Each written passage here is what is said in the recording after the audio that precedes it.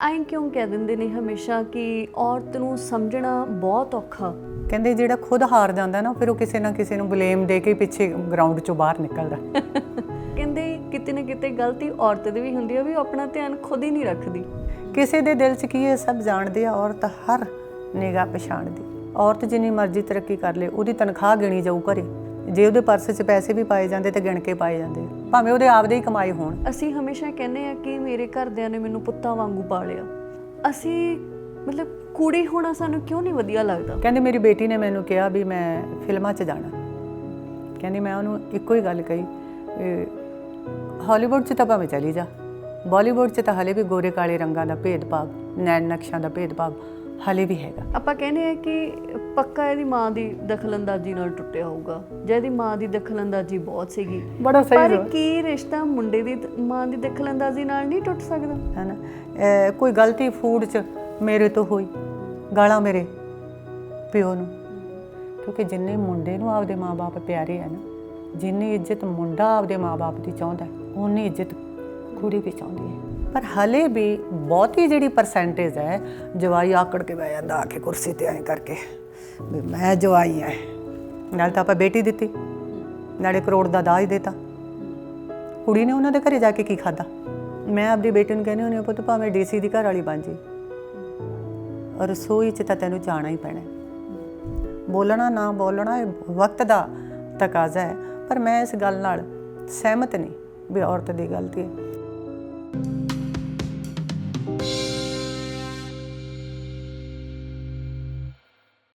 ਸਤਿ ਸ਼੍ਰੀ ਅਕਾਲ, ਮੈਂ ਗੁਰਦੀਪ ਗਰੇਵਾਲ ਤੁਹਾਡਾ ਸਾਰਿਆਂ ਦਾ ਬੀ ਸੋਸ਼ਲ 'ਤੇ ਸਵਾਗਤ ਕਰਦੀ ਹਾਂ। ਉਮੀਦ ਹੈ ਕਿ ਤੁਸੀਂ ਸਭ ਠੀਕ ਠਾਕ ਹੋਵੋਗੇ।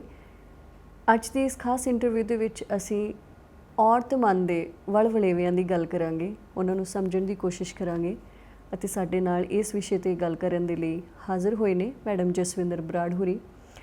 ਵੈਸੇ ਤਾਂ ਮੈਂ BBC ਦਾ ਇੱਕ ਆਰਟੀਕਲ ਪੜ੍ਹ ਰਹੀ ਸੀ ਜਿਹਦੇ ਵਿੱਚ ਲਿਖਿਆ ਸੀਗਾ ਕਿ ਵਿਸ਼ਵ ਪ੍ਰਸਿੱਧ ਮਨੋਵਿਗਿਆਨੀ ਸਿਗਮੰਡ ਫਰਾਇਡ ਵੀ ਇਹ ਸਵਾਲ ਆਪਣੇ ਨਾਲ ਹੀ ਲੈ ਗਏ ਨੇ। ਉਹਨਾਂ ਨੂੰ ਵੀ ਇਹ ਜਵਾਬ ਨਹੀਂ ਮਿਲਿਆ, ਅਸਮਰੱਥ ਰਹੇ ਨੇ ਉਹ ਇਸ ਸਵਾਲ ਦਾ ਜਵਾਬ ਲੱਭਣ ਦੇ ਵਿੱਚ ਕਿ ਔਰਤ ਕੀ ਚਾਹੁੰਦੀ ਹੈ। ਪਰ ਸਾਰੇ ਹੀ ਆਪਣੇ ਆਪਣੇ ਬਿਹਾਫ 'ਤੇ ਕੋਸ਼ਿਸ਼ਾਂ ਕਰ ਰਹੇ ਨੇ ਕਿ ਔਰਤ ਨੂੰ ਸਮਝਿਆ ਜਾਵੇ। ਅਤੇ ਇਹ ਵੀ ਬਹੁਤ ਵੱਡਾ ਸਵਾਲ ਹੈ ਕਿ ਔਰਤ ਨੂੰ ਸਮਝਣਾ ਇੰਨਾ ਔਖਾ ਕਿਉਂ ਹੈ, ਜਾਂ ਔਰਤ ਇੰਨੀ ਗੁੰਝਲਦਾਰ ਹੈ ਜਾਂ ਫਿਰ ਕਿਉਂ ਹੈ।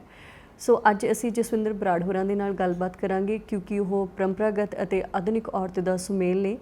ਘਰੇਲੂ ਜ਼ਿੰਦਗੀ ਦੇ ਨਾਲ ਨਾਲ ਉਹ ਔਰਤ ਨੇ ਜਿਨ੍ਹਾਂ ਨੇ ਘਰ ਤੋਂ ਬਾਹਰ ਨਿਕਲ ਕੇ ਆਪਣਾ ਕੰਮ ਕੀਤਾ ਅਤੇ ਆਪਣਾ ਮੁਕਾਮ ਬਣਾਇਆ।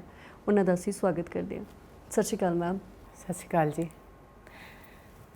ਤੁਸੀਂ ਬਹੁਤ ਸਤਿਕਾਰ ਦਿੱਤਾ ਆਪਣੇ ਲਫ਼ਾਜ਼ਾਂ ਨੇ, ਅਤੇ ਮੇਰੇ ਵੱਲੋਂ ਸਾਰੇ ਸੂਝਵਾਨ ਦੇਖ ਰਹੇ ਜੋ ਸਾਡੇ ਦਰਸ਼ਕ ਨੇ ਉਹਨਾਂ ਨੂੰ ਪਿਆਰ ਭਰੀ ਸਤਿ ਸ਼੍ਰੀ ਅਕਾਲ। ਅਤੇ ਗੁਰਦੀਪ ਜੀ ਤੁਹਾਨੂੰ ਵੀ ਸਤਿ ਸ਼੍ਰੀ ਅਕਾਲ। ਸਤਿ ਸ਼੍ਰੀ ਅਕਾਲ ਮੈਮ, ਬਹੁਤ ਮਿਹਰਬਾਨੀ।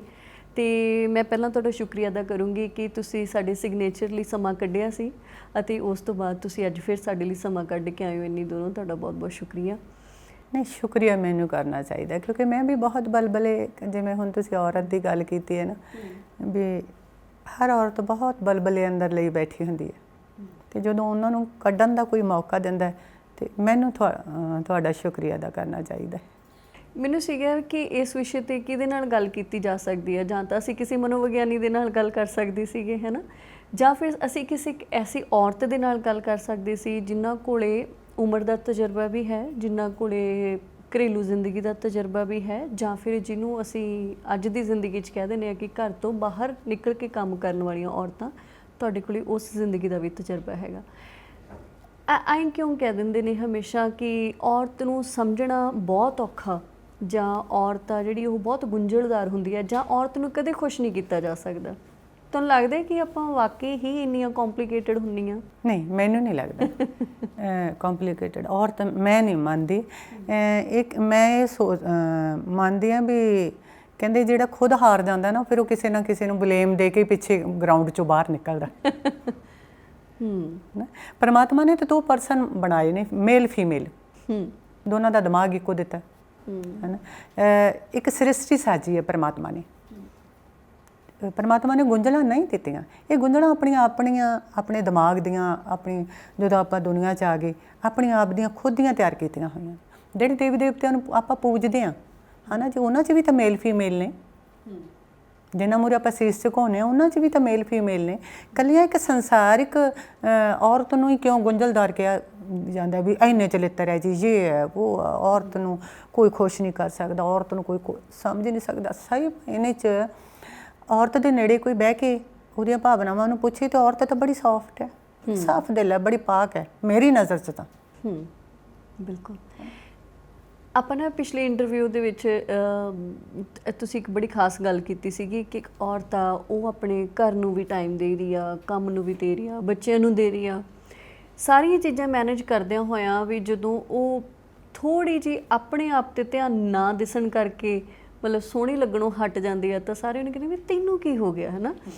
ਤਾਂ ਉਹ ਉਸ ਗੱਲ ਨੂੰ ਬਹੁਤ ਸਾਰੇ ਲੋਕਾਂ ਨੇ ਹੁੰਗਾਰਾ ਵੀ ਦਿੱਤਾ ਕਿ ਹਾਂ ਬਿਲਕੁਲ ਇੱਦਾਂ ਹੀ ਹੁੰਦਾ ਹੈ ਅਤੇ ਇੱਦਾਂ ਨਹੀਂ ਹੋਣਾ ਚਾਹੀਦਾ। ਆਪਣੇ ਇੱਕ ਦਰਸ਼ਕ ਨੇ ਅਮਰੀਕਾ ਤੋਂ ਅਤੇ ਉਹਨਾਂ ਨੇ ਫ਼ੋਨ ਕੀਤਾ, ਕਹਿੰਦੇ ਭੈਣ ਜੀ ਮਾफ़ ਕਰਿਓ, ਮੈਂ ਗੱਲ ਕਹਿੰਦੇ ਬੜੀ ਸੋਹਣੀ ਸੀਗੀ ਉਹ ਵੀ ਬਿਲਕੁਲ ਹੁੰਦਾ ਇੱਦਾਂ ਹੀ ਆ, ਪਰ ਕਹਿੰਦੇ ਕਿਤੇ ਨਾ ਕਿਤੇ ਗਲਤੀ ਔਰਤ ਦੀ ਵੀ ਹੁੰਦੀ ਆ ਵੀ ਉਹ ਆਪਣਾ ਧਿਆਨ ਖੁਦ ਹੀ ਨਹੀਂ ਰੱਖਦੀ। ਨਹੀਂ, ਗਲਤੀ ਨਹੀਂ, ਉਹਦਾ ਸਮਰਪਣ ਹੈ ਹੈ ਨਾ। ਉਹ ਵਿਚਾਰੀ ਇੰਨਾ ਕੁ ਆਪਦੇ ਆਪ ਨੂੰ ਸੌਂਪ ਦਿੰਦੀ ਹੈ ਮਮਤਾ 'ਚ, ਪਿਆਰ 'ਚ, ਘਰ-ਬਾਰ 'ਚ, ਹਰ ਇੱਕ 'ਚ। ਫਿਰ ਉਹਦੀ ਮਮਤਾ ਨੂੰ ਆਪਾਂ ਗਲਤੀ ਨਹੀਂ ਨਾ ਕਹਿ ਸਕਦੇ, ਹੈ ਨਾ। ਅਤੇ ਹੁਣ ਔਰਤ ਪੜ੍ਹ ਲਿਖ ਕੇ ਹੁਣ ਆਹ ਸ਼ਬਦ ਸੁਣਨ ਤੋਂ ਪਹਿਲਾਂ ਹੀ ਉਹ ਆਪਦੇ ਆਪ ਨੂੰ ਮੇਨਟੇਨ ਰੱਖਦੀ ਹੈ ਨਾ। ਪਰ ਔਰਤ ਇੱਕ ਮਿੱਟੀ ਦਾ ਪੁਤਲਾ ਹੀ ਆ ਵੀ ਔਰਤ ਨੇ ਜੇ ਆਪਦੇ ਆਪ ਨੂੰ ਪਰਫੈਕਟ ਰੱਖ ਲਿਆ ਜੀ, ਉਮਰ ਮੁਤਾਬਕ ਆਪਦਾ ਵੇਟ ਸਹੀ ਰੱਖ ਲਿਆ, ਉਮਰ ਮੁਤਾਬਕ ਆਪਦੇ ਆਪ ਨੂੰ ਮੇਨਟੇਨ ਰੱਖ ਲਿਆ ਤਾਂ ਕਿਆ ਬਾਤ ਹੈ ਜੀ। ਕਹਿੰਦੇ ਔਰਤ ਦੇ ਗੁਣਾਂ ਨੂੰ ਮੋਟੇ ਪਤਲੇ 'ਚ ਨਹੀਂ ਤੋਲਣਾ ਚਾਹੀਦਾ, ਹੈ ਨਾ। ਮੈਂ ਫੇਸਬੁੱਕ 'ਤੇ ਪੜ੍ਹਿਆ ਸੀ, ਬੜਾ ਸੋਹਣਾ ਲਿਖਿਆ ਸੀ ਕਿ ਕਿਸੇ ਦੇ ਦਿਲ 'ਚ ਕੀ ਹੈ ਸਭ ਜਾਣਦੀ ਹੈ, ਕਿਸੇ ਦੇ ਦਿਲ 'ਚ ਕੀ ਹੈ ਸਭ ਜਾਣਦੀ ਹੈ, ਔਰਤ ਹਰ ਨਿਗਾਹ ਪਛਾਣਦੀ। ਬੋਲਣਾ ਨਾ ਬੋਲਣਾ ਇਹ ਵਕਤ ਦਾ ਤਕਾਜ਼ਾ ਹੈ, ਪਰ ਮੈਂ ਇਸ ਗੱਲ ਨਾਲ ਸਹਿਮਤ ਨਹੀਂ ਵੀ ਔਰਤ ਦੀ ਗਲਤੀ ਹੈ। ਇੱਕ ਮਾਂ ਹੈ ਜਦੋਂ ਉਹ ਬੱਚੇ ਨੂੰ ਪੈਦਾ ਕਰਦੀ ਹੈ, ਜੇ ਉਹ ਆਪਦਾ ਟਾਈਮ ਸੋਚੂ ਵੀ ਨਹੀਂ ਮੈਂ ਇੰਨੇ ਘੰਟੇ ਸੌਣਾ ਤਾਂ ਫਿਰ ਬੱਚਾ ਨਹੀਂ ਪਲਦਾ। ਜੇ ਔਰਤ ਬੱਚੇ ਨੂੰ ਇੱਕ ਸਾਈਡ 'ਤੇ ਬੈੱਡ 'ਤੇ ਪਾ ਦੂਗੀ, ਹੈ ਨਾ ਜੀ, ਵੀ ਮੈਂ ਤਾਂ ਜੀ ਆਪਦੇ ਬੋਡੀ ਲਈ, ਆਪਦੇ ਸਰੀਰ ਲਈ ਮੈਂ 12 ਘੰਟੇ ਦੀ ਜਾਂ 8 ਘੰਟਿਆਂ ਦੀ ਨੀਂਦ ਜ਼ਰੂਰ ਲੈਣੀ, ਉਹ 8 ਘੰਟੇ ਇੱਕ ਮਾਂ ਹੀ ਹੈ ਜਿਹੜੀ ਬੱਚੇ ਨੂੰ ਸਮਾਂ ਦੇ ਸਕਦੀ ਹੈ। ਅਤੇ ਜਦੋਂ ਮਾਂ ਬੱਚੇ ਨੂੰ ਸਮਾਂ ਦੇਊਗੀ ਫਿਰ ਹੀ ਸ੍ਰਿਸ਼ਟੀ ਚੱਲੂਗੀ, ਅਲਬੱਤਾ ਇਹ ਸ੍ਰਿਸ਼ਟੀ ਚੱਲਦੀ ਨਹੀਂ, ਖਤਮ। ਇੱਕ ਮਾਂ ਹੀ ਹੈ, ਇੰਨੀ ਪੇਸ਼ੈਂਸ ਹੈ ਔਰਤ 'ਚ ਹੀ, ਇੰਨਾ ਪੇਸ਼ੈਂਸ ਹੈ ਜਿਹੜਾ ਇੰਨਾ ਸਮਾਂ ਆਪਦੀ ਔਲਾਦ ਨੂੰ, ਆਪਦੇ ਬੱਚਿਆਂ ਨੂੰ, ਆਪਦੇ ਘਰ ਪਰਿਵਾਰ ਨੂੰ, ਆਪਦੇ ਹਰ ਰਿਸ਼ਤੇ ਨੂੰ ਦਿੰਦੀ ਹੈ। ਮੈਂ ਉਹਦੇ ਪਿਆਰ ਨੂੰ ਗਲਤੀ ਨਹੀਂ ਮੰਨਦੀ। ਪਰ ਉਹ ਕਹਿੰਦੇ ਕਿ ਜਦ ਸਾਨੂੰ ਪਤਾ ਹੈ ਕਿ ਸਾਡੀ ਸਿਹਤ ਦੇ ਲਈ ਫਰੂਟ ਖਾਣਾ ਕਿੰਨਾ ਜ਼ਰੂਰੀ ਆ, ਜਾਂ ਕਈ ਵਾਰ ਸਾਨੂੰ ਕੋਈ ਢਿੱਲ ਮੱਠ ਜਦੋਂ ਹੋ ਜਾਂਦੀ ਆ ਤਾਂ ਅਸੀਂ ਕਹਿੰਦੇ ਆ ਵੀ ਪ੍ਰੋਪਰ ਦਵਾਈ ਨਹੀਂ ਲੈਣੀ ਅਸੀਂ ਸਮੇਂ 'ਤੇ, ਕਹਿੰਦੇ ਉਹ ਸਿਹਤ ਦਾ ਤਾਂ ਸਾਨੂੰ ਖੁਦ ਹੀ ਧਿਆਨ ਰੱਖਣਾ ਪੈਣਾ। ਨਹੀਂ, ਮੈਂ ਮੈਡੀਸਨ ਦੀ ਗੱਲ ਨਹੀਂ ਕੀਤੀ ਸੀ, ਮੈਂ ਫਰੂਟ ਦੀ ਬਿਲਕੁਲ ਗੱਲ ਨਹੀਂ ਕੀਤੀ ਸੀ, ਹੈ ਨਾ। ਕਈ ਵਾਰ ਆਪਾਂ ਨੇ ਤੇ ਮੈਡੀਸਨ ਵੀ ਨਹੀਂ ਅਸਰ ਕਰਦੀ, ਤੁਹਾਨੂੰ ਪਤਾ ਹੈ। ਬਿਲਕੁਲ। ਕਈ ਵਾਰ ਆਪਣੇ 'ਤੇ ਫਰੂਟ ਵੀ ਨਹੀਂ ਅਸਰ ਕਰਦੇ, ਅਤੇ ਕਈ ਵਾਰ ਇਕੱਲਾ ਪਾਣੀ ਆਪਾਂ ਨੂੰ ਘਿਓ ਵਾਂਗੂ ਲੱਗ ਜਾਂਦਾ, ਸਿਆਣਿਆਂ ਦੀ ਕਹਾਵਤ ਹੈ ਨਾ। ਕਈ ਲੇਡੀਜ਼ ਕਹਿੰਦੀਆਂ ਸਾਨੂੰ ਤਾਂ ਪਾਣੀ ਘਿਓ ਵਾਂਗੂ ਲੱਗੀ ਜਾਂਦਾ, ਹੈ ਨਾ। ਤੁਹਾਨੂੰ ਕਿਉਂ ਨਹੀਂ ਲੱਗਦਾ? ਪਰ ਦੋਨਾਂ ਦੀ ਜ਼ਿੰਦਗੀ ਦਾ ਜਿਹੜਾ ਫਰਕ ਹੁੰਦਾ ਉਹ ਨਹੀਂ ਆਪਾਂ ਸੋਚਦੇ। ਉਹ ਔਰਤ ਨੂੰ ਜਿਹੜਾ ਪਾਣੀ ਘਿਓ ਵਾਂਗੂ ਕਿਉਂ ਲੱਗਦਾ? ਕਿਉਂਕਿ ਉਹ ਅੰਦਰ ਉਹ ਖੁਸ਼ ਹੈ, ਉਹ ਆਪਦੀ ਫੈਮਿਲੀ ਮੰਨਿਓ, ਆਪਦੇ ਮੰਨਿਓ, ਮਤਲਬ ਉਹਨੂੰ ਉਹ ਪਰਮਾਤਮਾ ਮੰਨਿਓ, ਆਪਦੇ ਆਪ ਨੂੰ ਪਰਫੈਕਟ ਹੋਊਗੀ ਵੀ ਸ਼ਾਇਦ ਵਾਹਿਗੁਰੂ ਨੇ ਉਹਨੂੰ ਸਾਰਾ ਕੁਛ ਦਿੱਤਾ ਹੋਵੇ, ਪਰ ਹੈ ਕਿਤੇ ਨਾ ਕਿਤੇ ਗੋਲਮਾਲ ਤਾਂ ਕੁਛ ਹੈ। ਕਦੇ ਕਦੇ ਮੈਂ ਵੀ ਪਰੇਸ਼ਾਨ ਹੋ ਜਾਂਦੀ ਹੁੰਦੀ, ਬਹੁਤ ਪਰੇਸ਼ਾਨ ਹੁੰਦੀ ਹਾਂ ਵੀ ਮੇਰੇ ਤੋਂ ਕਿੱਥੇ ਜੇ ਕਮੀ ਰਹਿ ਗਈ, ਕਿੱਥੇ ਜੇ ਕੀ ਰਹਿ ਗਿਆ ਜਿੱਥੇ ਮੈਂ ਸਾਰਿਆਂ ਨੂੰ ਖੁਸ਼ ਨਹੀਂ ਕਰ ਸਕਦੀ। ਕਿਸੇ ਨਾ ਕਿਸੇ ਦਾ ਅਲਾਂਭਾ ਮੇਰੇ ਪੱਲੇ ਨਾਲ ਬੰਨ੍ਹਿਆ ਹੀ ਹੁੰਦਾ। ਪਰ ਇਹ ਸਾਡੇ ਲਈ ਹੀ ਕਿਉਂ ਜ਼ਰੂਰੀ ਹੈ ਕਿ ਅਸੀਂ ਸਭ ਨੂੰ ਖੁਸ਼ ਰੱਖਣਾ? ਇਹ ਆਪਣੀ ਪਹਿਲਾਂ ਵੀ ਗੁਰਦੀਪ ਗੱਲ ਹੋਈ ਸੀ, ਮਰਦ ਪ੍ਰਧਾਨ ਸਮਾਜ 'ਚ ਪਹਿਲਾਂ ਇੱਕ ਪਿੱਛੇ ਜਿਹੇ ਸੀਰੀਅਲ ਚੱਲਿਆ ਬੈਰਿਸਟਰ ਬਾਬੂ, ਉਹਦੇ 'ਚ ਇੱਕ ਛੋਟੀ ਜਿਹੀ ਗੁੜੀ ਹੈ। ਮੈਂ ਸੀਰੀਅਲ ਵੈਸੇ ਆਹ ਦੂਜੇ ਨਹੀਂ ਵੇਖਦੀ, ਜਦੋਂ ਮੈਂ ਉਹਦੀਆਂ 2-4 ਕਿਸ਼ਤਾਂ ਦੇਖੀਆਂ ਮੈਨੂੰ ਬਹੁਤ ਵਧੀਆ ਲੱਗਿਆ। ਉਹਦੇ 'ਚ ਉਹ ਪੂਰੇ ਮਤਲਬ ਸਵਾਲ ਜਵਾਲ ਕਰਦੀ ਹੈ। ਉਹਦੀ ਮਾਂ ਮਤਲਬ ਵਿਧਵਾ ਹੋ ਜਾਂਦੀ, ਉਹ ਚਿੱਟੇ ਬਾਣੇ 'ਚ ਰਹਿੰਦੀ ਹੈ, ਫਿੱਕਾ ਖਾਣਾ ਖਾਂਦੀ ਹੈ, ਸਰੋਂ ਦਾ ਗੰਜਾ ਕਰ ਦਿੰਦੇ ਆ, ਅਤੇ ਉਹ ਆਪਦੇ ਮਾਮੇ ਨੂੰ ਪੁੱਛਦੀ ਹੈ, ਕਹਿੰਦੀ ਵੀ ਮੇਰੇ ਮੰਮਾ ਐਂ ਕਿਉਂ ਰਹਿੰਦੇ ਆ? ਉਹ ਕਹਿੰਦੇ ਉਹ ਵਿਧਵਾ। ਕਹਿੰਦੀ ਮੇਰੇ ਮੰਮਾ ਦੇ ਵਾਲ ਕਿਉਂ ਕੱਟਦੇ? ਕਹਿੰਦੇ ਤੇਰੇ ਮਤਲਬ ਬਾਪ ਗੁਜ਼ਰ ਗਿਆ। ਕਹਿੰਦੀ ਜੇ ਮੇਰੀ ਮੰਮਾ ਮਰ ਜਾਂਦੀ ਮੇਰਾ ਬਾਪ ਸਿਰ ਦੇ ਵਾਲ ਕਟਾਉਂਦਾ, ਮੇਰਾ ਬਾਪ ਫਿੱਕਾ ਖਾਣਾ ਖਾਂਦਾ, ਮੇਰੇ ਬਾਪ ਨੇ ਨਾਲ ਦੀ ਨਾਲ ਹੀ ਵਿਆਹ ਕਰਾ ਲੈਣਾ ਸੀ।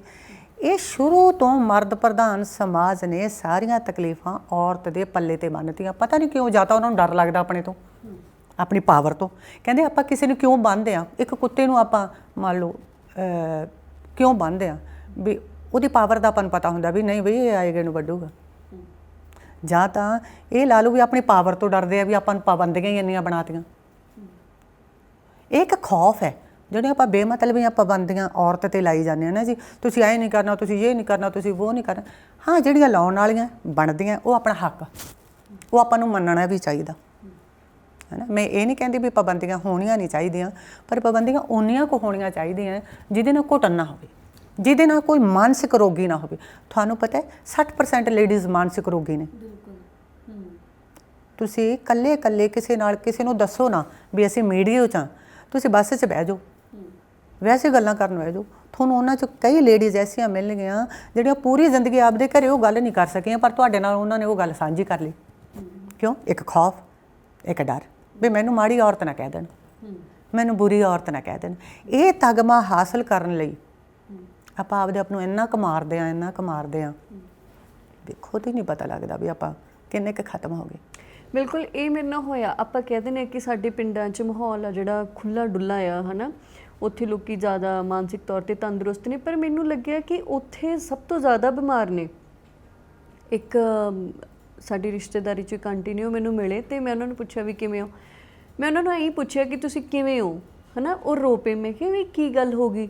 ਕਹਿੰਦੇ ਸਾਰੀ ਉਮਰ ਤੇਰੇ ਚਾਚੇ ਨੇ ਤੰਗ ਕਰਕੇ ਰੱਖਿਆ, ਮੇਰੀ ਸੁਣੀ ਨਹੀਂ, ਅਤੇ ਹੁਣ ਕਹਿੰਦੇ ਔਲਾਦ ਤੋਂ ਉਮੀਦ ਸੀਗੀ, ਅਤੇ ਕਹਿੰਦੇ ਇਹ ਊਂ ਹੀ ਗਲ ਨੂੰ ਆਉਂਦੇ ਨੇ। ਆਹ ਦੁਖਾਂਤ ਅੱਜ ਦੇ ਯੁੱਗ ਦਾ ਸਭ ਤੋਂ ਵੱਡਾ। ਹਾਂ, ਪੂਰੀ ਜ਼ਿੰਦਗੀ ਉਹ ਆਪਦੇ ਮਨ ਦੀ ਨਹੀਂ ਕਰ ਸਕੇ, ਉਹ ਜੋ ਮਹਿਸੂਸ ਕਰਦੇ ਨੇ ਉਹ ਕਹਿ ਨਹੀਂ ਸਕੇ। ਉਹ ਕਹਿੰਦੇ ਨਾਲੇ ਪਤਾ ਨਹੀਂ, ਕਹਿੰਦੇ ਵੀ ਨਾਲੇ ਤਾਂ ਮੈਂ ਡੰਗਰਾਂ ਦਾ ਵੀ ਕਰਦੀ ਹਾਂ, ਨਾਲੇ ਮੈਂ ਚੁੱਲ੍ਹੇ ਚੌਂਕੇ ਦਾ ਵੀ ਕਰਦੀ ਹਾਂ, ਮੇਰੇ ਨਾਲ ਕੋਈ ਇਹਨਾਂ 'ਚੋਂ ਕੋਈ ਆ ਕੇ ਹੱਥ ਤੱਕ ਵੀ ਨਹੀਂ ਵਟਾਉਂਦਾ, ਕਹਿੰਦੇ ਤਾਂ ਵੀ ਮੈਨੂੰ ਹੀ ਬੋਲਦੇ ਨੇ।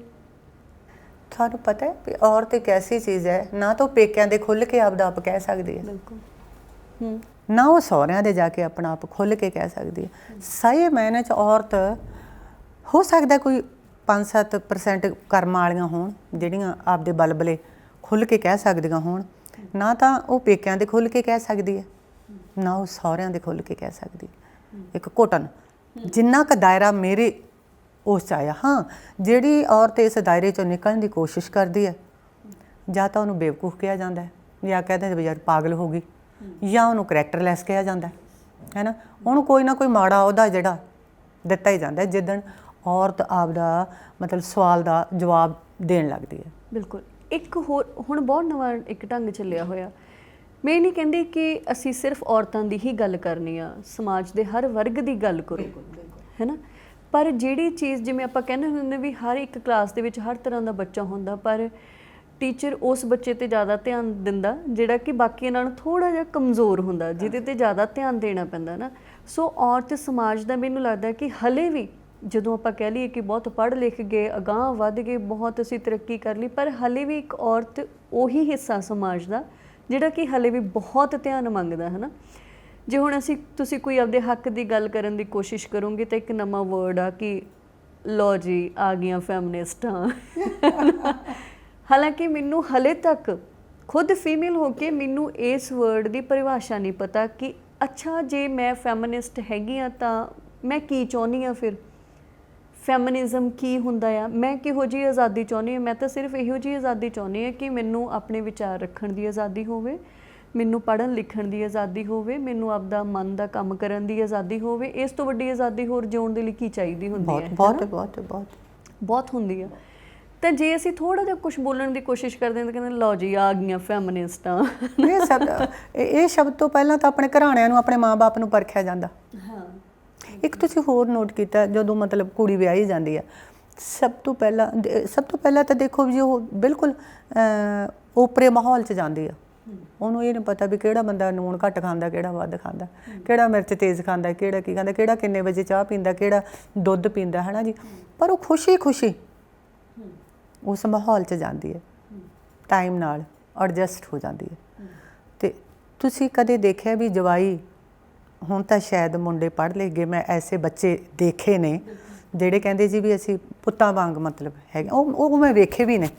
ਮਤਲਬ ਮੈਂ ਆਪਦੀ ਲਾਈਫ 'ਚ ਉਹਨਾਂ ਨੂੰ ਵੇਖਿਆ ਵੀ ਉਹ ਸਹੁਰਿਆਂ ਦੇ ਘਰੇ ਵੀ ਆ ਕੇ ਸਮਾਨ ਚੱਕ ਕੇ ਇੱਧਰੋਂ ਧਰਤਾ ਉੱਧਰੋਂ ਧਰਤਾ, ਪੁੱਤਾਂ ਵਾਂਗੂ ਕੰਮ ਕਰਦੇ ਆ।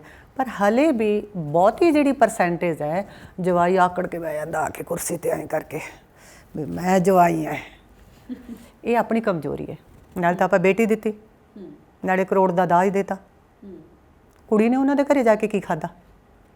ਰੋਟੀ ਦਾ ਖਰਚਾ ਵੀ ਆਪ ਲੈ ਕੇ ਗਈ, ਪੈਣ ਬਹਿਣ ਦਾ ਸਮਾਨ ਵੀ ਆਪ ਲੈ ਕੇ ਗਈ, ਹੈ ਨਾ। ਉਹਨਾਂ ਨੂੰ ਤਾਂ ਇੱਕ ਫ੍ਰੀ ਦਾ ਇੱਕ ਪਾਰਟ ਮਿਲ ਗਿਆ, ਜਿਹੜਾ ਸਾਰੀ ਉਮਰ ਉਹਨਾਂ ਦੇ ਘਰੇ ਜਾ ਕੇ ਕੰਮ ਕਰਦਾ। ਉਹਨਾਂ ਦੀ ਪੀੜ੍ਹੀ ਵਧਾਉਣ ਦਾ ਕੰਮ ਵੀ ਉਹਨੇ ਕੀਤਾ, ਹੈ ਨਾ ਜੀ। ਫਿਰ ਕਿਤੇ ਨਾ ਕਿਤੇ ਨੰਗ ਕਰਦੀ ਆ। ਜੇ ਉਹਨੇ ਵਿਚਾਰੀ ਨੇ ਜਵਾਬ ਦਿੱਤਾ ਤੇ ਮਾੜੇ ਇਹਦੇ ਪੇਕੇ, ਇਹਨਾਂ ਨੇ ਰਹਿ ਨਹੀਂ ਦਿੱਤੀ। ਮੈਂ ਮੰਨਦੀ ਹਾਂ ਵੀ ਔਰਤ ਨਾ ਇੱਕ ਸਟੈਚੂ ਹੈ, ਜਿਹਦੀ ਚਾਬੀ ਮਰਦ ਆਪਦੇ ਹੱਥ 'ਚ ਹੀ ਰੱਖਣਾ ਚਾਹੁੰਦਾ ਹੈ, ਜਾਂ ਇਹ ਸਮਾਜ ਲਾ ਲਓ ਵੀ ਹਰ ਵਰਗ ਦੀ ਆਪਾਂ ਗੱਲ ਕਰਦੇ ਹਾਂ ਵੀ ਔਰਤ ਜੇ ਤਾਂ ਹਮੇਸ਼ਾ ਐਂ ਰਬੜ ਦੀ ਗੁੱਡੀ ਵਾਂਗੂ ਐਂ ਕਰਦੀ ਆ ਤਾਂ ਕਿਆ ਬਾਤ ਹੈ ਨਾ। ਪਰ ਕਈ ਵਾਰ ਸਾਰੀ ਉਮਰ ਐਂ ਕਰਦੀ ਦੇ ਅੰਦਰ, ਉਹਦੇ ਅੰਦਰ ਕੀ ਭੁਚਾਲ ਆਉਂਦਾ, ਕੀ ਕੁਛ। ਤੁਸੀਂ ਉਹ ਗੱਲ ਸੁਣੀਏ, ਕਹਿੰਦੇ ਗੁੱਸਾ ਦਿਖਾਉਣ 'ਤੇ ਉਹਨਾਂ ਜ਼ੋਰ ਨਹੀਂ ਲੱਗਦਾ ਜਿੰਨਾ ਗੁੱਸਾ ਹਜ਼ਮ ਕਰਨ 'ਤੇ ਲੱਗਦਾ। ਜਜ਼ਬੇ ਦਿਖਾਉਣ 'ਤੇ ਉਹਨਾਂ ਜ਼ੋਰ ਨਹੀਂ ਲੱਗਦਾ ਜਿੰਨੇ ਜਜ਼ਬੇ ਦਫਨ ਕਰਨ 'ਤੇ ਜ਼ੋਰ ਲੱਗਦਾ। ਹੁਣ ਮੈਂ ਇੱਕ ਕਲਾਕਾਰ ਹਾਂ, ਮੈਂ ਸਟੇਜ 'ਤੇ ਚਲੀ ਗਈ, ਮੇਰੀ ਜੋਬ ਹੈ, ਮੈਂ ਆਪਦੀ ਜੋਬ ਸਮਝ ਕੇ ਬੜੇ ਸਤਿਕਾਰ ਨਾਲ ਜਾਂਦੀ ਹਾਂ। ਹੁਣ ਜਿਹੜੇ ਮੂਹਰੇ ਲੋਕ ਬੈਠੇ ਨੇ, ਉਹਨਾਂ ਦੀ ਸੋਚ ਨਾਲ ਤਾਂ ਨਹੀਂ ਮੈਂ ਟਕਰਾ ਸਕਦੀ ਨਾ। ਕਈ ਉਸ ਜੋਬ ਦਾ ਸਤਿਕਾਰ ਕਰਦੇ ਨੇ, ਹੈ, ਕਈ ਕਹਿੰਦੇ ਗਾਉਣ ਵਾਲੀ, ਇੱਕ ਕੌੜਾ ਸੱਚ ਹੈ ਨਾ। ਕੋਈ ਨਚਾਰ ਕਹਿ ਦਿੰਦਾ, ਕੋਈ ਕਿਸੇ ਸ਼ਬਦ ਨਾਲ ਯੂਜ਼ ਕਰਦਾ। ਮੈਂ ਇੱਕ ਗੱਲ ਕਹਿੰਦੀ ਹਾਂ ਵੀ ਉਹ ਪਰਸਨ ਕਿਵੇਂ ਮਾੜਾ ਹੋ ਸਕਦਾ। ਹੁਣ ਆਪਣੇ ਘਰੇ ਵਿਆਹ ਹੈ, ਆਪਾਂ ਸੋਚਦੇ ਹਾਂ ਵੀ ਨਹੀਂ ਸਾਡੀ ਤਾਂ ਖੁਸ਼ੀ ਅਧੂਰੀ ਹੈ ਜੀ ਜਦ ਤੱਕ ਕੋਈ ਕਲਾਕਾਰ ਨਹੀਂ ਆਉਂਦਾ। ਜਿਹੜਾ ਬੰਦਾ ਥੋੜ੍ਹਾ ਖੁਸ਼ੀਆਂ ਦਾ ਸਾਂਝਾਦਾਰ ਬਣਦਾ, ਜਿਹੜਾ ਬੰਦਾ ਤੁਹਾਨੂੰ 3 ਘੰਟੇ 4 ਘੰਟੇ ਨਚਾ ਕੇ ਜਾਂਦਾ, ਖੁਸ਼ੀ ਦੇ ਕੇ ਆਉਂਦਾ, ਉਹ ਪਰਸਨ ਮਾੜਾ ਕਿਵੇਂ ਹੋ ਸਕਦਾ। ਉਸੇ ਤਰ੍ਹਾਂ ਇੱਕ ਔਰਤ ਜਦੋਂ ਤੁਹਾਡੀ ਪੀੜ੍ਹੀ ਵਧਾਉਂਦੀ ਹੈ, ਆਪਦੇ ਜਿਉਣ ਦਾ ਖਰਚਾ ਲੈ ਕੇ ਆਉਂਦੀ ਹੈ, ਹਰ ਦੁੱਖ ਸੁੱਖ ਫਿਰ ਵੀ ਤੁਹਾਡੇ ਨਾਲ ਸਹਿੰਦੀ ਹੈ, ਫਿਰ ਉਹਨੂੰ ਇਹ ਸਵਾਲ ਕਿਉਂ ਕੀਤੇ ਜਾਂਦੇ ਆ। ਇਹ ਨਹੀਂ ਵੀ ਆਪਾਂ ਸਹਿ ਰਹੇ ਹਾਂ, ਅੱਗੇ ਜਾ ਕੇ ਹੋ ਸਕਦਾ ਆਪਣੀਆਂ ਬੇਟੀਆਂ ਵੀ ਸਹਿਣ, ਆਪਣੀਆਂ ਭੈਣਾਂ ਵੀ ਸਹਿ ਰਹੀਆਂ, ਆਪਣੀਆਂ ਮਾਵਾਂ ਨੇ ਵੀ ਸਹਿਆ। ਇਹ ਸਹਿ ਰਹੇ। ਮੈਨੂੰ ਤਾਂ ਨਹੀਂ ਲੱਗਦਾ ਵੀ ਇਹ ਚੀਜ਼ ਖਤਮ ਹੋ ਜਾਊ। ਮੈਂ ਕਹਿੰਦੀ ਇਕੱਲੇ ਕੋਟ ਪੈਂਟ ਟਾਈਆਂ ਲਾਉਣ ਨਾਲ ਕੁਛ ਨਹੀਂ ਬਦਲਦਾ, ਆ ਬਦਲਣਾ ਚਾਹੀਦਾ। ਕਈ ਵਾਰ ਪਿੰਡ 'ਚ ਜਾਂਦੇ ਆ ਨਾ, ਉਹ ਮੁੰਡਾ ਨਵਾਂ ਅਗਲੇ ਕਹਿੰਦੇ ਜੀ ਆਹ ਸਾਡਾ ਵੱਡਾ ਮੁੰਡਾ ਹੁਣੇ ਵਿਆਹਿਆ ਅਤੇ ਛੋਟੇ ਦਾ ਵਿਆਹ ਹੈ, ਛੋਟੇ ਦੇ ਵਿਆਹ 'ਤੇ ਤੁਹਾਨੂੰ ਬੁਲਾਇਆ। ਅਤੇ ਵੱਡਾ ਮੀਆਂ ਬੀਬੀ ਕਈ ਵਾਰ ਉਹਨਾਂ ਨਾਲ ਗੱਲ ਕਰੀ ਦੀ ਹੈ ਅਤੇ ਬਿਲਕੁਲ ਠੇਠ ਪਿੰਡ 'ਚ ਕੱਚੇ ਘਰ 'ਚ ਬੈਠੇ ਹੁੰਦੇ ਆ, ਅਤੇ ਉਹ ਗੱਲ ਇੰਨੀ ਸੋਹਣੀ ਕਰ ਦਿੰਦੇ ਆ, ਚੰਦ ਨੂੰ ਛੋਹਣ ਵਾਲੀ ਗੱਲ ਕਰ ਦਿੰਦੇ। ਅਤੇ ਉਦੋਂ ਐਂ ਲੱਗਦਾ ਵੀ ਨਹੀਂ, ਦਿਮਾਗ ਨੂੰ ਬਦਲਣ ਲਈ ਇਕੱਲੀ ਪੜ੍ਹਾਈ ਲਿਖਾਈ ਦੀ ਲੋੜ ਨਹੀਂ, ਹੈ ਨਾ। ਸੋਚ ਤਾਂ ਇੱਕ ਅਨਪੜ੍ਹ ਬੰਦੇ ਦੀ ਵੀ ਬਦਲ ਸਕਦੀ ਹੈ, ਜ਼ਰੂਰੀ ਨਹੀਂ ਵੀ ਪੜ੍ਹੇ ਲਿਖੇ ਬੰਦੇ ਨਹੀਂ ਬਦਲਣੇ। ਸੋਚ ਕਿਸੇ ਪੜ੍ਹਾਈ ਲਿਖਾਈ ਦੀ ਮੁਹਤਾਜ ਨਹੀਂ। ਅੱਜ ਤੋਂ ਹਜ਼ਾਰਾਂ ਸਾਲ ਪਹਿਲਾਂ ਜਿਹੜੀਆਂ ਬੀਬੀਆਂ ਨੇ ਯੁੱਧ ਲੜੇ ਨੇ, ਹੈ ਨਾ, ਮਰਦ ਬਣ ਕੇ ਨਾਲ ਖੜੀਆਂ ਨੇ, ਹਰ ਜਗ੍ਹਾ 'ਤੇ ਸਾਰਾ ਕੁਛ ਕੀਤਾ, ਉਹ ਵਿਚਾਰੀਆਂ ਕਿੰਨਾ ਪੜ੍ਹੀਆਂ ਲਿਖੀਆਂ ਸੀ, ਉਹਨਾਂ ਦੀ ਸੋਚ ਪੜ੍ਹ ਲਿਖੀ ਸੀ। ਕਹਿੰਦੇ ਬੰਦੇ ਨੂੰ ਪੜ੍ਹਨ ਲਿਖਣ ਤੋਂ ਪਹਿਲਾਂ ਆਪਦੀ ਸੋਚ ਨੂੰ ਪੜ੍ਹਾਉਣਾ ਲਿਖਾਉਣਾ ਬਹੁਤ ਜ਼ਰੂਰੀ ਹੈ। ਇੱਕ ਚੀਜ਼ ਹੋਰ ਆਪਾਂ ਗੱਲ ਕਰਕੇ ਫਿਰ ਆਪਾਂ ਗੱਲ ਅੱਗੇ ਤੋਰਦੇ ਹਾਂ ਕਿ ਜਿਵੇਂ ਤੁਸੀਂ ਕਿਹਾ ਕਿ ਇੱਕ ਔਰਤ ਆ ਜਿਹੜੇ, ਜਿਵੇਂ ਤੁਸੀਂ ਘਰ ਤੋਂ ਬਾਹਰ ਜਾ ਕੇ ਆਪਣਾ ਕੰਮ ਕੀਤਾ, ਤੁਸੀਂ ਇੱਕ ਮੁਕਾਮ ਬਣਾਇਆ ਆਪਣਾ, ਹੈ ਨਾ। ਪਰ ਇਹ ਵੀ ਅੱਜ ਦੀ ਇੱਕ, ਜਿਵੇਂ ਤੁਸੀਂ ਕਿਹਾ ਕੌੜੀ ਸੱਚਾਈ ਹੈ, ਤਾਂ ਇਹ ਵੀ ਇੱਕ ਕੌੜੀ ਸੱਚਾਈ ਹੈ ਕਿ ਘਰ ਤੋਂ ਬਾਹਰ ਉਹਦਾ ਅਹੁਦਾ ਆ, ਪਰ ਘਰ ਦੀ ਦੇਹਲੀ ਤੋਂ ਅੰਦਰ ਸਿਰਫ ਉਹ ਇੱਕ ਔਰਤ ਹੀ ਆ। ਮੈਂ ਉਹਦੇ 'ਚ ਇਹ ਮੰਨਦੀ ਹਾਂ, ਅਸੀਂ ਉਹਦੇ ਅਹੁਦੇ ਨੂੰ ਜਾਂ ਰੁਤਬੇ ਨੂੰ ਅਸੀਂ ਇੰਨਾ ਇੰਪੋਰਟੈਂਸ ਘਰ ਦੇ ਵਿੱਚ ਨਹੀਂ ਦਿੰਦੇ ਜਿੰਨੀ ਕਿ ਇੱਕ ਮਰਦ ਦੇ ਰੁਤਬੇ ਨੂੰ ਦਿੱਤੀ ਜਾਂਦੀ ਹੈ। ਉਹਨੂੰ ਘਰ 'ਚ ਵੀ ਉਵੇਂ ਹੀ ਤਰੀਕਿਆਂ ਨਾਲ ਰੱਖਿਆ ਜਾਂਦਾ, ਜਾਂ ਉਵੇਂ ਹੀ ਉਹ ਕੀਤਾ ਜਾਂਦਾ ਕਿ ਨਹੀਂ ਇਹ ਮਤਲਬ ਉਹਦੀ ਡੈਜ਼ਿਗਨੇਸ਼ਨ ਨੂੰ ਦਿਮਾਗ 'ਚ ਰੱਖਿਆ ਜਾਂਦਾ, ਧਿਆਨ 'ਚ ਰੱਖਿਆ ਜਾਂਦਾ। ਤਾਂ ਉਹੋ ਜਿਹਾ ਹੀ ਇਨਵਾਇਰਮੈਂਟ ਉਹਨੂੰ ਘਰੇ, ਉਹੋ ਜਿਹਾ ਹੀ ਸਲੀਕਾ ਉਹਦੇ ਨਾਲ ਘਰੇ ਹੁੰਦਾ, ਹੈ ਨਾ। ਪਰ ਔਰਤ ਦੇ ਲਈ ਜ਼ਰੂਰੀ ਨਹੀਂ ਸਮਝਿਆ ਜਾਂਦਾ। ਤੁਸੀਂ ਬਿਲਕੁਲ ਦਿਲ ਦੀ ਗੱਲ ਕੀਤੀ। ਹੁਣ ਅਸੀਂ ਮੀਆਂ ਬੀਬੀ ਦੋਨੇ ਪ੍ਰੋਗਰਾਮ 'ਤੇ ਜਾਂਦੇ ਹਾਂ, ਅੱਛਾ ਮੈਂ ਵੀ ਸਫ਼ਰ ਨਾਲ ਕਰਦੀ ਹਾਂ ਇਹਨਾਂ ਦੇ, ਫਿਰ ਮੈਂ 4 ਸਾਢੇ 4 ਘੰਟੇ, ਕਈ ਵਾਰ ਤਾਂ 2 3 ਪ੍ਰੋਗਰਾਮ ਹੁੰਦੇ ਨੇ, 2 ਪ੍ਰੋਗਰਾਮ ਤਾਂ ਹੁੰਦੇ ਹੀ ਹੁੰਦੇ ਨੇ। ਚਲੋ ਲਾਕਡਾਊਨ ਕਰਕੇ ਉਸ ਤੋਂ ਬਾਅਦ ਘਰ ਆ ਕੇ ਮੰਨ ਲਓ ਕੋਈ ਵੀ ਫੈਮਿਲੀ ਮੈਂਬਰ ਹੈ ਅਤੇ ਜਸਵਿੰਦਰ ਦੀ ਥਕਾਵਟ ਦਾ ਥੋੜ੍ਹੀ ਆਈਡੀਆ ਲੱਗਣਾ, ਹੈ ਨਾ। ਉਹਨੇ ਥੱਕ ਕੇ ਜਸਵਿੰਦਰ ਆਈ, ਹਾਲਾਂਕਿ ਜਸਵਿੰਦਰ ਤਾਂ ਡਬਲ ਥੱਕ ਗਈ ਕਿਉਂਕਿ ਔਰਤ ਨੂੰ ਹੋਰ ਬੜੀਆਂ ਬਾਡੀ ਦੀਆਂ ਪ੍ਰੋਬਲਮ ਹੁੰਦੀਆਂ ਨੇ। ਉਹਨੇ ਜਦੋਂ ਬੇਬੀ ਪੈਦਾ ਕੀਤਾ ਹੁੰਦਾ ਔਰਤ ਅੱਧੀ ਰਹਿ ਜਾਂਦੀ ਹੈ। ਬਿਲਕੁਲ ਸਹੀ ਗੱਲ ਹੈ। ਫਿਰ ਉਹ 7-8 ਘੰਟੇ 2 ਪ੍ਰੋਗਰਾਮਾਂ 'ਤੇ ਗਾ ਕੇ ਆਈ ਹੈ ਨਾ, ਅਤੇ ਆ ਕੇ ਕੱਪੜੇ ਬਦਲ ਕੇ ਫਟਾਫਟ ਖਾਣਾ, ਡਿਊਟੀ ਪਾਉਣੀ ਮੇਰੀ ਹੈ, ਖਾਣਾ ਮੈਂ ਪਾਉਂਗੀ। ਅਗਰ ਮੇਰੇ ਹਸਬੈਂਡ ਨੇ ਪਾ ਲਿਆ ਤੇ ਦੱਸ 2 ਰੁਪਏ ਕਾਹਦੇ ਕਮਾਉਣ ਲੱਗ ਗਏ, ਮੇਰੇ ਮੁੰਡੇ ਤੋਂ ਹੀ ਰੋਟੀਆਂ ਪਵਾ ਕੇ ਖਾਣ ਲੱਗ ਗਏ। ਕਹਿੰਦੇ ਜਦ ਤੱਕ ਕਿੱਥੇ ਦੋਨਾਂ ਗਿਆ ਨੂੰ ਵੀ ਐਂ ਕਰੋ ਵੀ ਭਾਈ ਤੁਸੀਂ ਥੱਕ ਕੇ ਆਏ ਹੋ ਹੈ ਨਾ, ਦੋਨੇ ਰਲ ਮਿਲ ਕੇ ਆਪਦਾ ਫੁਲਕਾ ਗਰਮ ਕਰੋ, ਖਾਓ, ਸੌਂ। ਉੱਥੇ ਨੂੰ ਵੀ ਖੁਸ਼, ਪੁੱਤ ਵੀ ਖੁਸ਼। ਇਹ ਆਪਣੀਆਂ ਹੀ ਚੀਜ਼ਾਂ ਨੇ ਜਿਹੜੀਆਂ ਆਪਾਂ ਨੂੰ ਹੀ ਤੰਗ ਕਰ ਰਹੀਆਂ। ਇਹ ਜ਼ਰੂਰੀ ਨਹੀਂ ਵੀ ਆਪਾਂ ਸੱਸ ਬਾਰੇ ਗੱਲ ਕਰਨੀ। ਹੋ ਸਕਦਾ ਜਦੋਂ ਮੇਰੀ ਮਾਂ ਸੱਸ ਬਣਦੀ ਹੋਵੇ ਉਹ ਵੀ ਇਹ ਕੁਛ ਕਰਦੀ ਹੋਵੇ ਹੈ ਨਾ, ਜਾਂ ਜਦੋਂ ਆਪਾਂ ਸੱਸ ਬਣਾਂਗੇ ਸ਼ਾਇਦ ਕੁਛ ਕੁ ਪੁਆਇੰਟ ਆਪਣੇ 'ਚ ਵੀ ਆ ਜਾਣ ਹੈ ਨਾ। ਇਹ ਸਾਰੀਆਂ ਚੀਜ਼ਾਂ ਆਪਾਂ ਆਪਦੇ ਆਪ ਹੀ ਖੁਦ ਪਿੱਛੋਂ ਥੋੜ੍ਹੇ ਛੱਡਦੇ ਆ ਰਹੇ ਹਾਂ ਅਤੇ ਛੋਟੇ ਨਾਲ ਅਡੋਪਟ ਕਰਦੇ ਆ ਰਹੇ ਹਾਂ। ਬਿਲਕੁਲ। ਇੱਕ ਹੋਰ ਬੜੀ ਚੀਜ਼ ਇੱਕ ਕਾਮਨ ਆ ਕਿ ਚਲੋ ਆਪਾਂ ਘਰਾਂ 'ਚ ਦੇਖੀ ਆ ਵੀ ਹਾਂ ਵੀ ਔਰਤਾਂ ਦਾ ਥਬਾਕ ਕਦੇ ਨਹੀਂ ਹੁੰਦਾ ਘਰਾਂ ਦੇ ਵਿੱਚ ਹੈ ਨਾ। ਜਿੱਥੇ ਔਰਤਾਂ ਦਾ ਥਬਾਕ ਆ ਤਾਂ ਉੱਥੇ ਸਾਂਝੇ ਟੱਬਰ ਵੀ ਦੇਖੇ ਜਾਂਦੇ ਨੇਗੇ, ਉੱਥੇ ਘਰਾਂ 'ਚ ਬਰਕਤਾਂ ਵੀ ਦੇਖੀਆਂ ਜਾਂਦੀਆਂ ਨੇ ਹੈ ਨਾ। ਤੁਸੀਂ ਇਹ ਚੀਜ਼ ਮੰਨਦੇ ਹੋ ਵੀ ਹਾਂ ਔਰਤ ਹੀ ਔਰਤ ਦੀ ਦੁਸ਼ਮਣ ਆ? ਨਹੀਂ, ਜੇ ਮੈਂ ਸੋਚਾਂ ਵੀ ਔਰਤ ਦੀ ਦੁਸ਼ਮਣ ਹੈ, ਮੈਂ ਸਿਰਫ ਉੱਥੇ ਹੀ ਮੰਨਦੀ ਹਾਂ ਜਿੱਥੇ ਵੀ ਮਤਲਬ ਬੇਟੀਆਂ ਦਾ ਕਤਲ ਕੀਤਾ ਜਾਂਦਾ ਹੈ, ਵੀ ਬੇਟੀਆਂ ਨਹੀਂ ਹੋਣੀਆਂ ਚਾਹੀਦੀਆਂ ਹੈ ਨਾ। ਜੇ ਬੇਟੀਆਂ ਨਾ ਹੋਣਗੀਆਂ ਫਿਰ ਕੀ ਕਰੂੰਗੀ? ਮੰਨ ਲਓ ਮੈਂ ਪਹਿਲਾਂ ਵੀ ਕਹਿੰਦੀ ਹੁੰਦੀ ਹਾਂ ਵੀ ਜੇ 7 ਬੇਟੀਆਂ ਅੰਦਰ ਕਤਲ ਕਰਾ ਕੇ 5 ਕਤਲ ਕਰਾ ਕੇ ਬੇਟਾ ਹੋਇਆ ਅਤੇ ਉਹ ਪਰਮਾਤਮਾ ਨੇ ਤੁਹਾਡੀ ਖੁਆਇਸ਼ ਮੰਨੀ ਨਹੀਂ ਨਾ, ਇਹ ਵਹਿਮ ਕੱਢ ਦਿਓ।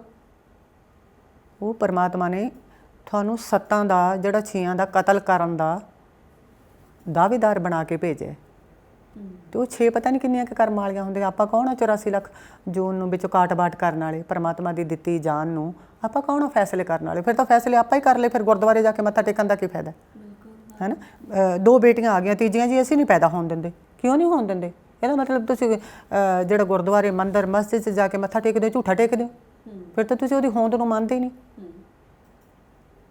ਹੈ ਨਾ। ਅਤੇ ਹਾਲੇ ਵੀ ਸਮਾਜ ਮੁੰਡੇ ਕੁੜੀ 'ਤੇ ਆ ਕੇ ਖੜ੍ਹਾ। ਮੈਨੂੰ ਜਦੋਂ ਪੁੱਛਦੇ ਨੇ ਅੱਛਾ ਤੁਹਾਡੀ ਇੱਕੋ ਹੀ ਬੇਟੀ ਹੈ ਪ੍ਰੋਗਰਾਮਾਂ 'ਤੇ, ਮੈਂ ਕਿਹਾ ਜੀ ਹਾਂਜੀ ਇੱਕੋ ਹੀ। ਮੈਂ ਬੜੀ ਖੁਸ਼ੀ ਨਾਲ ਜਵਾਬ ਦਿਓ ਹਾਂ, ਇਹ ਤਾਂ ਤੁਹਾਡੀ ਕਮਾਈ ਦਾ ਕੋਈ ਫਾਇਦਾ ਨਾ ਹੋਇਆ ਹੈ ਨਾ। ਅੱਛਾ। ਜੇ ਮੈਂ 100 ਪਿੰਡ 'ਚ ਜਾਂਦੀ ਹਾਂ, 100 ਚੋਂ 80 ਪਿੰਡਾਂ 'ਚ ਇਹ ਗੱਲ ਮੈਨੂੰ ਸੁਣਨ ਨੂੰ ਮਿਲਦੀ। ਮੈਨੂੰ ਵਿਚਾਰੀ ਬਣਾ ਦਿੰਦੇ 2 ਮਿੰਟਾਂ 'ਚ ਬੈਠੀ ਨੂੰ ਹੀ ਹੈ ਨਾ। ਹਾਂ, ਫਿਰ ਤਾਂ ਤੁਹਾਡੀ ਇੰਨੀ ਮਿਹਨਤ ਦਾ ਕੋਈ ਫਾਇਦਾ ਨਾ ਹੋਇਆ ਹੈ ਨਾ। ਬੇਗਾਨਾ ਪੁੱਤ ਹੀ ਲੈ ਜਾਊਗਾ ਇੰਨੀ ਕਮਾਈ। ਦੇਖੋ ਜੀ, ਫਿਰ ਨੂੰਹ ਵੀ ਤਾਂ ਬੇਗਾਨੀ ਆਊਗੀ, ਨੂੰਹ ਕਿਹੜਾ ਆਪਣਾ ਖੂਨ ਆਊਗੀ। ਬਸ ਉੱਥੇ ਆਪਾਂ ਇੰਨਾ ਕੁ ਸੈਟਿਸਫਾਈਡ ਹੋ ਜਾਂਦੇ ਹਾਂ ਵੀ ਉਹਨੇ ਆਪਣੇ ਖੂਨ ਨੂੰ ਜਨਮ ਦੇਣਾ ਹੁੰਦਾ। ਰਿਸ਼ਤੇ ਦਿਲਾਂ ਦੇ ਹੁੰਦੇ ਆ, ਇਹ ਜਿੱਥੇ ਮਰਜ਼ੀ ਬਣਾ ਲਓ। ਜਦੋਂ ਮੁੰਡਾ ਕੁੜੀ ਨੂੰ ਵਿਆਹ ਕੇ ਲਿਆਉਂਦਾ, ਉਹ ਕਿਹੜਾ ਖੂਨ ਦਾ ਰਿਸ਼ਤਾ ਹੁੰਦਾ, ਪਰ ਖੂਨ ਦੇ ਰਿਸ਼ਤਿਆਂ ਨਾਲੋਂ ਜ਼ਿਆਦਾ ਉਹ ਪੂਰੀ ਜ਼ਿੰਦਗੀ ਇੱਕ ਦੂਜੇ ਨਾਲ ਕੱਢ ਲੈਂਦੇ ਨੇ। ਅਤੇ ਜਦੋਂ ਉਹ ਰਿਸ਼ਤੇ ਨਿਭ ਸਕਦੇ ਨੇ, ਫਿਰ ਆਪਾਂ ਇਹ ਕਿਉਂ ਕਹਿੰਦੇ ਹਾਂ ਵੀ ਜਿਹੜਾ ਜਵਾਈ ਆਊਗਾ ਉਹ ਬੇਗਾਨਾ ਆਊਗਾ। ਇਹਨਾਂ ਤਾਣੇ ਬਾਣਿਆਂ 'ਚੋਂ ਆਪਾਂ ਨੂੰ ਨਿਕਲਣ ਦੀ ਬੇਹੱਦ ਲੋੜ ਹੈ। ਨਹੀਂ ਆਪਾਂ ਆਪ ਹੀ ਇਹਨਾਂ ਤਾਣੇ ਬਾਣਿਆਂ 'ਚ ਪਰੇਸ਼ਾਨ ਹੋ ਕੇ ਖਤਮ ਹੋ ਜਾਵਾਂਗੇ ਇੱਕ ਦਿਨ। ਇੱਕ ਚੀਜ਼ ਹੋਰ ਜਿਹੜੀ ਆਪਾਂ ਅੱਗੇ ਗੱਲ ਕਰਾਂਗੇ, ਅਸੀਂ ਕਿਸੇ ਦੇ ਨਾਲ ਬੈਠੇ ਸੀਗੇ, ਉਹ ਕਹਿੰਦੇ ਵੀ ਕਿਸੇ ਵੀ ਚੀਜ਼ ਦਾ ਸਿਰਾ ਨਹੀਂ ਹੁੰਦਾ, ਨਾ ਤੁਸੀਂ ਇਸ ਪਾਸੇ ਲਾ ਸਕਦੇ ਹੋ ਨਾ ਇਸ ਪਾਸੇ, ਤੁਹਾਨੂੰ ਹਮੇਸ਼ਾ ਗੱਬੇ ਰਹਿ ਕੇ ਚੱਲਣਾ ਪਊਗਾ ਜੇ ਤੁਸੀਂ ਸੁਖੀ ਰਹਿਣਾ ਚਾਹੁੰਦੇ ਹੋ ਹੈ ਨਾ। ਸੋ ਉਵੇਂ ਜਿਵੇਂ ਆਪਾਂ ਔਰਤਾਂ ਦੀ ਗੱਲ ਕਰ ਰਹੇ ਹਾਂ ਤਾਂ ਅੱਜ ਕੱਲ੍ਹ ਜਿਵੇਂ ਆਪਾਂ ਕਹਿੰਦੇ ਨੇ ਕਿ ਕੁੜੀਆਂ ਪੜ੍ਹੀਆਂ ਲਿਖੀਆਂ ਨੇ ਹੈ ਨਾ। ਚਲੋ ਹੁਣ ਆਪਾਂ ਕੁੜੀਆਂ ਦੀ ਹੀ ਗੱਲ ਕਰਾਂਗੇ ਕਿ ਕੁੜੀਆਂ ਪੜ੍ਹੀਆਂ ਲਿਖੀਆਂ ਨੇ, ਜਦੋਂ ਕਿਸੇ ਕੁੜੀ ਦਾ ਰਿਸ਼ਤਾ ਵੀ ਹੋਣ ਲੱਗਦਾ ਕਿਤੇ ਤਾਂ ਮਾਂ-ਬਾਪ ਕਹਿੰਦੇ ਨੇ ਦੇਖੋ ਜੀ ਅਸੀਂ ਤਾਂ ਆਪਦੇ ਬੱਚੇ ਨੂੰ ਸਿਰਫ ਪੜ੍ਹਾਇਆ ਹੀ ਆ, ਇਹਨੂੰ ਘਰ ਦਾ ਕੰਮ ਨਹੀਂ ਆਉਂਦਾ ਹੈ ਨਾ। ਅੱਜ ਦੇ ਸਮੇਂ ਦੇ ਵਿੱਚ ਮੁੰਡੇ ਨੂੰ ਅਤੇ ਕੁੜੀ ਨੂੰ ਦੋਨਾਂ ਨੂੰ ਹੀ ਜਿਹੜਾ ਘਰੇਲੂ ਜ਼ਿੰਦਗੀ ਦਾ ਪਤਾ ਹੋਣਾ ਚਾਹੀਦਾ ਕਿ ਦੋਨਾਂ ਨੂੰ ਹੀ ਰਸੋਈ ਦਾ ਕੰਮ ਆਉਣਾ ਚਾਹੀਦਾ, ਕਿਉਂਕਿ ਜ਼ਿੰਦਗੀ ਉੱਦਾਂ ਦੀ ਆ ਹੈ ਨਾ। ਪਰ ਅੱਜ ਕੱਲ੍ਹ ਅਸੀਂ ਇਸ ਚੀਜ਼ ਨੂੰ ਸਟੈਂਡਰਡ ਸਮਝਣ ਲੱਗ ਗਏ ਕਿ ਸਾਡੀ ਕੁੜੀ ਨੂੰ ਘਰ ਦਾ ਕੰਮ ਜਾਂ ਰੋਟੀ ਬਣਾਉਣ ਦਾ ਕੰਮ ਨਹੀਂ ਆਉਂਦਾ। ਇਹਦੇ ਬਾਰੇ ਤੁਸੀਂ ਕੀ ਸੋਚਦੇ ਹੋ? ਇਹਦੇ ਵਿੱਚ ਤਾਂ ਸਾਡੀ ਕੋਈ ਮਤਲਬ ਐਜੂਕੇਸ਼ਨ ਦਾ ਕੋਈ ਰੋਲ ਨਹੀਂ ਹੈ। ਜਿਵੇਂ ਬੱਚੇ ਟੌਪਰ ਨੇ ਹੈ ਨਾ, ਵੀ 24 ਘੰਟਿਆਂ 'ਚੋਂ 18 ਘੰਟੇ ਪੜ੍ਹਦੇ ਆ, ਉਹਨਾਂ ਦੀ ਆਪਾਂ ਮਜਬੂਰੀ ਮੰਨ ਲੈਂਦੇ ਹਾਂ। ਉਹ ਆਪਦੀ ਸਟੱਡੀ ਨੂੰ ਫੁੱਲ ਟਾਈਮ ਦੇ ਰਹੇ ਨੇ। ਜਿਹੜੇ ਬੱਚੇ ਨਾਰਮਲ ਐਜੂਕੇਸ਼ਨ ਲੈ ਰਹੇ ਨੇ ਹੈ ਨਾ, ਵੀ ਕੋਈ ਪਰਸੈਂਟੇਜ ਵਗੈਰਾ ਨਹੀਂ ਹੈ, ਨਾਰਮਲ ਪੜ੍ਹ ਰਹੇ ਨੇ, ਅਤੇ ਉਹਨਾਂ 'ਚ ਮੇਰੀ ਬੱਚੀ ਵੀ ਆਉਂਦੀ ਹੈ। ਮੈਂ ਇਹ ਨਹੀਂ ਵੀ ਮੈਂ ਕਿਸੇ ਦੇ ਬੱਚਿਆਂ ਬਾਰੇ, ਮੈਂ ਵੀ ਇੱਕ ਮਾਂ ਹਾਂ, ਮੇਰੇ ਬੱਚੇ ਵੀ ਆਉਂਦੇ ਆ। ਮੈਂ ਆਪਦੀ ਬੇਟੀ ਨੂੰ ਕਹਿੰਦੀ ਹੁੰਦੀ ਹਾਂ, ਪੁੱਤ ਭਾਵੇਂ DC ਦੀ ਘਰ ਵਾਲੀ ਬਣ ਜੀ, ਰਸੋਈ 'ਚ ਤਾਂ ਤੈਨੂੰ ਜਾਣਾ ਹੀ ਪੈਣਾ, ਕਿਉਂਕਿ ਜਦ ਤੱਕ ਔਰਤ ਰਸੋਈ 'ਚ ਨਹੀਂ ਨਾ ਜਾਂਦੀ, ਉਦੋਂ ਤੱਕ ਉਸ ਘਰ ਦਾ ਕੋਈ ਬੱਚਾ, ਕੋਈ ਮਰਦ ਤੰਦਰੁਸਤ ਨਹੀਂ ਰਹਿ ਸਕਦਾ। ਕਿਉਂਕਿ ਔਰਤ ਨੇ ਰੂਹ ਨਾ ਖਵਾਉਣਾ, ਨੌਕਰ ਨੇ ਆਪਦੀ ਨੌਕਰੀ ਕਰਨੀ ਹੈ ਨਾ। ਉਹ ਆਪਾਂ ਕਹਿੰਦੇ ਨੇ ਜੀ, ਆਪਣੀ ਇੱਕ ਵਾਰੀ ਬੌਕਰ 'ਤੇ ਝਾੜੂ ਲਾਇਆ, ਮਾਲਿਕ ਇੱਕ ਵਾਰੀ ਝਾੜੂ ਲਾ ਦੇ ਘਰੇ, ਮਾਲਕਣ ਹੈ ਨਾ ਜੀ, ਅਤੇ ਜਿਹੜਾ ਨੌਕਰ ਹੈ ਉਹ 10 ਵਾਰੀ ਪੋਚਾ ਲਾ ਦੇ, ਇੱਕ ਬਰਾਬਰ ਹੈ। ਮੈਂ ਦੋਨਾਂ ਦਾ ਇਹ ਫਰਕ, ਸ਼ਾਇਦ ਕਿਸੇ ਨੂੰ ਇਹ ਗੱਲ ਚੰਗੀ ਨਾ ਲੱਗੇ, ਪਰ ਜਦ ਤੱਕ ਔਰਤ ਰਸੋਈ 'ਚ ਨਹੀਂ ਵੜਦੀ, ਉਸ ਘਰ ਦੇ ਬਜ਼ੁਰਗ, ਉਸ ਘਰ ਦੇ ਬੱਚੇ, ਉਸ ਘਰ ਦੇ ਮਰਦ ਲਾ ਲਓ, ਔਰਤਾਂ ਲਾ ਲਓ, ਤੰਦਰੁਸਤ ਨਹੀਂ ਰਹਿ ਸਕਦੇ। ਕਿਉਂਕਿ ਜਦੋਂ ਆਪਾਂ ਖਾਣਾ ਬਣਾ ਕੇ ਖਵਾਉਂਦੇ ਹਾਂ ਨਾ, ਆਪਾਂ ਉਹ ਜਿਵੇਂ ਜਿਵੇਂ ਰੱਜੀ ਜਾਂਦੇ ਆ, ਖੁਸ਼ ਹੋਈ ਜਾਂਦੇ ਆ, ਅਤੇ ਉਹ ਜਿਹੜੀ ਡਾਈਟ ਹੈ ਉਹਨਾਂ ਨੂੰ ਲੱਗਦੀ ਹੈ ਇੱਕ ਡਿਊਟੀ ਵਾਈਜ਼, ਫਟਾਫਟ ਫੁਲਕੇ ਬਣਾਉਣੇ ਹੈ ਨਾ ਜੀ, ਤਵੇ 'ਤੇ ਸਿੱਟੇ ਕਿੰਨੀਆਂ ਬਣਾ ਲਈਆਂ। ਜਦੋਂ ਬਣਾਉਣ ਤੋਂ ਪਹਿਲਾਂ ਗਿਣਤੀ ਸ਼ੁਰੂ ਹੋ ਜਾਂਦੀ ਹੈ ਨਾ, ਉਦੋਂ ਫਿਰ ਇੱਕ ਇਹ ਲਾ ਲਓ ਮਜਬੂਰੀ ਦੀ ਪੋਇਜ਼ਨ ਹੈ, ਆਟੇ 'ਚ, ਸਬਜ਼ੀ 'ਚ, ਦੁੱਧ 'ਚ, ਚਾਹ 'ਚ, ਸਭ 'ਚ ਘੁਲਣੀ ਸ਼ੁਰੂ ਹੋ ਜਾਂਦੀ। ਅਤੇ ਮੈਨੂੰ ਲੱਗਦਾ 99% ਵੀ ਚਲੋ ਅੱਜ ਨਹੀਂ ਬੱਚੇ ਸਿੱਖ ਰਹੇ, ਸਟੱਡੀ ਕਰਕੇ ਉਸ ਤੋਂ ਬਾਅਦ ਸਪੈਸ਼ਲ ਟਾਈਮ ਲੈ ਲੈਣ, ਜਿੰਨਾ ਪਹਿਲਾਂ ਸਿੱਖਦੇ ਆ ਮੈਰਿਜ ਤੋਂ ਪਹਿਲਾਂ ਸਿੱਖ ਲੈਣ, ਫਿਰ ਹੌਲੀ ਰਸੋਈ ਨੂੰ ਜ਼ਰੂਰ ਟਾਈਮ ਦੇਣ। ਉਹ ਆਪ ਵੀ ਅੱਛੇ ਰਹਿਣਗੇ, ਆਪ ਵੀ ਤੰਦਰੁਸਤ ਰਹਿਣਗੇ। ਮੈਂ ਇੱਕ ਵਾਰੀ ਕਿਹਾ ਸੀ ਨਾ, ਮੈਡੀਟੇਸ਼ਨ ਜ਼ਰੂਰੀ ਨਹੀਂ ਵੀ ਆਪਾਂ ਬਹਿ ਕੇ ਅੱਖਾਂ ਬੰਦ ਕਰਕੇ ਕਰਨੀ ਹੈ, ਜਿੱਥੇ ਮਰਜ਼ੀ ਚਲੇ ਜਾਓ ਤੁਸੀਂ, ਮੈਡੀਟੇਸ਼ਨ ਹੀ ਮੈਡੀਟੇਸ਼ਨ ਹੈ। ਜੇ ਤੁਸੀਂ ਰਸੋਈ 'ਚ ਵੜ ਗਏ, ਉੱਥੇ ਵੀ ਮੈਡੀਟੇਸ਼ਨ ਹੈ ਨਾ ਜੀ। ਜੇ ਤੁਸੀਂ ਕੱਪੜੇ ਧੋਣ ਲੱਗ ਗਏ, ਉੱਥੇ ਵੀ ਮੈਡੀਟੇਸ਼ਨ ਹੈ। ਜਿਹੜੇ ਮਰਜ਼ੀ ਕੰਮ 'ਚ ਚਲੇ ਜਾਓ, ਮੈਡੀਟੇਸ਼ਨ। ਆਪਣੇ ਮਨ ਦੇ ਨਾਲ ਤੁਸੀਂ ਆਪਣਾ ਮਨ ਚਾਹਿਆ ਕੰਮ ਕੋਈ ਵੀ ਕਰ ਰਹੇ ਹੋ ਖੁਸ਼ ਹੋ ਕੇ, ਤਾਂ ਉਹ ਮੈਡੀਟੇਸ਼ਨ। ਗੱਲ ਕਹਿੰਦੇ ਉਹ ਬੋਲਿਆ ਮਨ ਦਾ ਕੀ ਲਾਉਣਾ, ਇੱਧਰੋਂ ਪੱਟ ਕੇ ਇੱਧਰ ਲਾਉਣਾ, ਹੈ ਨਾ, ਗੱਲ ਮੰਨਦੀ ਹੈ। ਅਤੇ ਮੈਂ ਮੰਨਦੀ ਹਾਂ ਇਸ ਗੱਲ ਨੂੰ। ਇੱਕ ਆਪਾਂ ਉਦੋਂ ਨਾ ਥੋੜ੍ਹੇ ਦਿਨ ਪਹਿਲਾਂ ਆਪਾਂ ਬੈਠੇ ਗੱਲ ਕਰ ਰਹੇ ਸੀਗੇ ਕਿ ਅੱਜ ਕੱਲ੍ਹ ਆਪਣੇ ਕੀ ਖਾਸ ਤੌਰ 'ਤੇ ਮੈਂ ਸ਼ਹਿਰਾਂ ਦੇ ਵਿੱਚ ਇਹ ਚੀਜ਼ਾਂ ਦੇਖੀਆਂ ਸੀਗੀਆਂ। ਆਪਣੇ ਘਰਾਂ 'ਚ ਬਚੀ ਰੋਟੀ, ਜਾਂ ਪਹਿਲਾਂ ਤਾਂ ਕਹਿੰਦੇ ਹੁੰਦੇ ਸੀ ਕਿ ਪਲੇਟ 'ਚ ਨਹੀਂ ਛੱਡਣੀ ਹੈਗੀ, ਜੂਠ ਨਹੀਂ ਛੱਡਣੀ, ਹੈ ਨਾ। ਜੇ ਮੰਨ ਲਓ ਵੀ ਕਿਸੇ ਨਿਆਣੇ ਤੋਂ ਜਾਂ ਘਰ ਦੇ ਕਿਸੇ ਵੱਡੇ ਤੋਂ ਕੋਈ ਸਬਜ਼ੀ ਜਾਂ ਰੋਟੀ ਬਚ ਗਈ ਆ, ਤਾਂ ਕੀ ਕਹਿੰਦੇ ਹੁੰਦੇ ਸੀਗੇ, ਜਾਂ ਤਾਂ ਘਰੇ ਆਪਣਾ ਜਿਹੜਾ ਕੁੱਤਾ ਪਾਲਤੂ ਰੱਖਿਆ ਹੁੰਦਾ ਸੀ ਉਹਨੂੰ ਪਾ ਦਿੱਤੀ ਜਾਂਦੀ ਸੀਗੀ, ਜਾਂ ਫਿਰ ਉਹ ਡੰਗਰਾਂ ਵਾਲੀ ਖੁਰਲੀ 'ਚ ਜਾਂਦੀ ਸੀਗੀ, ਵੀ ਇਹ ਦੂਜੇ ਲੋਟ ਨਹੀਂ ਸਿੱਟਣਾ, ਅੰਨ ਦੀ ਵੀ ਕਦਰ ਹੀ ਨਹੀਂ ਕਰਨੀ ਹੈਗੀ, ਹੈ ਨਾ। ਪਰ ਅੱਜ ਕੱਲ੍ਹ ਸ਼ਾਇਦ ਅਸੀਂ ਬਹੁਤ ਸਾਰੀਆਂ ਚੀਜ਼ਾਂ ਵੀ, ਜਿਵੇਂ ਆਪਾਂ ਕਹਿੰਦੇ ਕਿ ਲਾਈਫ ਇੱਦਾਂ ਦੀਆਂ ਹੋ ਗਈ, ਆਪਾਂ ਨੂੰ ਕਾਹਲੀ 'ਚ ਰੋਟੀ ਬਚ ਗਈ, ਕਿੱਥੇ ਸਾਂਭਾਂਗੇ, ਸਿੱਟੋ ਪਰਾਂ, ਹੈ ਨਾ, ਕਿੱਥੇ ਇਹਨੂੰ ਸਾਂਭਾਂਗੇ, ਇਹਨੂੰ ਸਿੱਟੋ ਪਰਾਂ। ਬਹੁਤ ਸਾਰਾ ਸਾਡਾ ਅੰਨ ਆ ਜਿਹੜਾ ਉਹ ਡਸਟਬਿਨ 'ਚ ਜਾ ਰਿਹਾ, ਹੈ ਨਾ। ਹੋਟਲਾਂ 'ਚ ਜਾਂਦਾ ਹੁੰਦਾ ਸੀਗਾ, ਪਰ ਅੱਜ ਕੱਲ੍ਹ ਘਰਾਂ 'ਚ, ਸ਼ਹਿਰਾਂ 'ਚ ਆ ਕੇ ਮੈਂ ਦੇਖਿਆ, ਸ਼ਾਇਦ ਇੱਥੇ ਵੀ ਮਜਬੂਰੀ ਹੈ ਕਿ ਇੱਥੇ ਕੋਈ ਉੱਦਾਂ ਦਾ ਕਿਸੇ ਕੋਲੇ ਡੰਗਰ ਪਸ਼ੂ ਨਹੀਂ ਹੁੰਦੇ ਹੈਗੇ, ਤਾਂ ਉਹ ਖਾਣਾ ਉੱਦਾਂ ਵੇਸਟ ਚਲਿਆ ਜਾਂਦਾ, ਹੈ ਨਾ।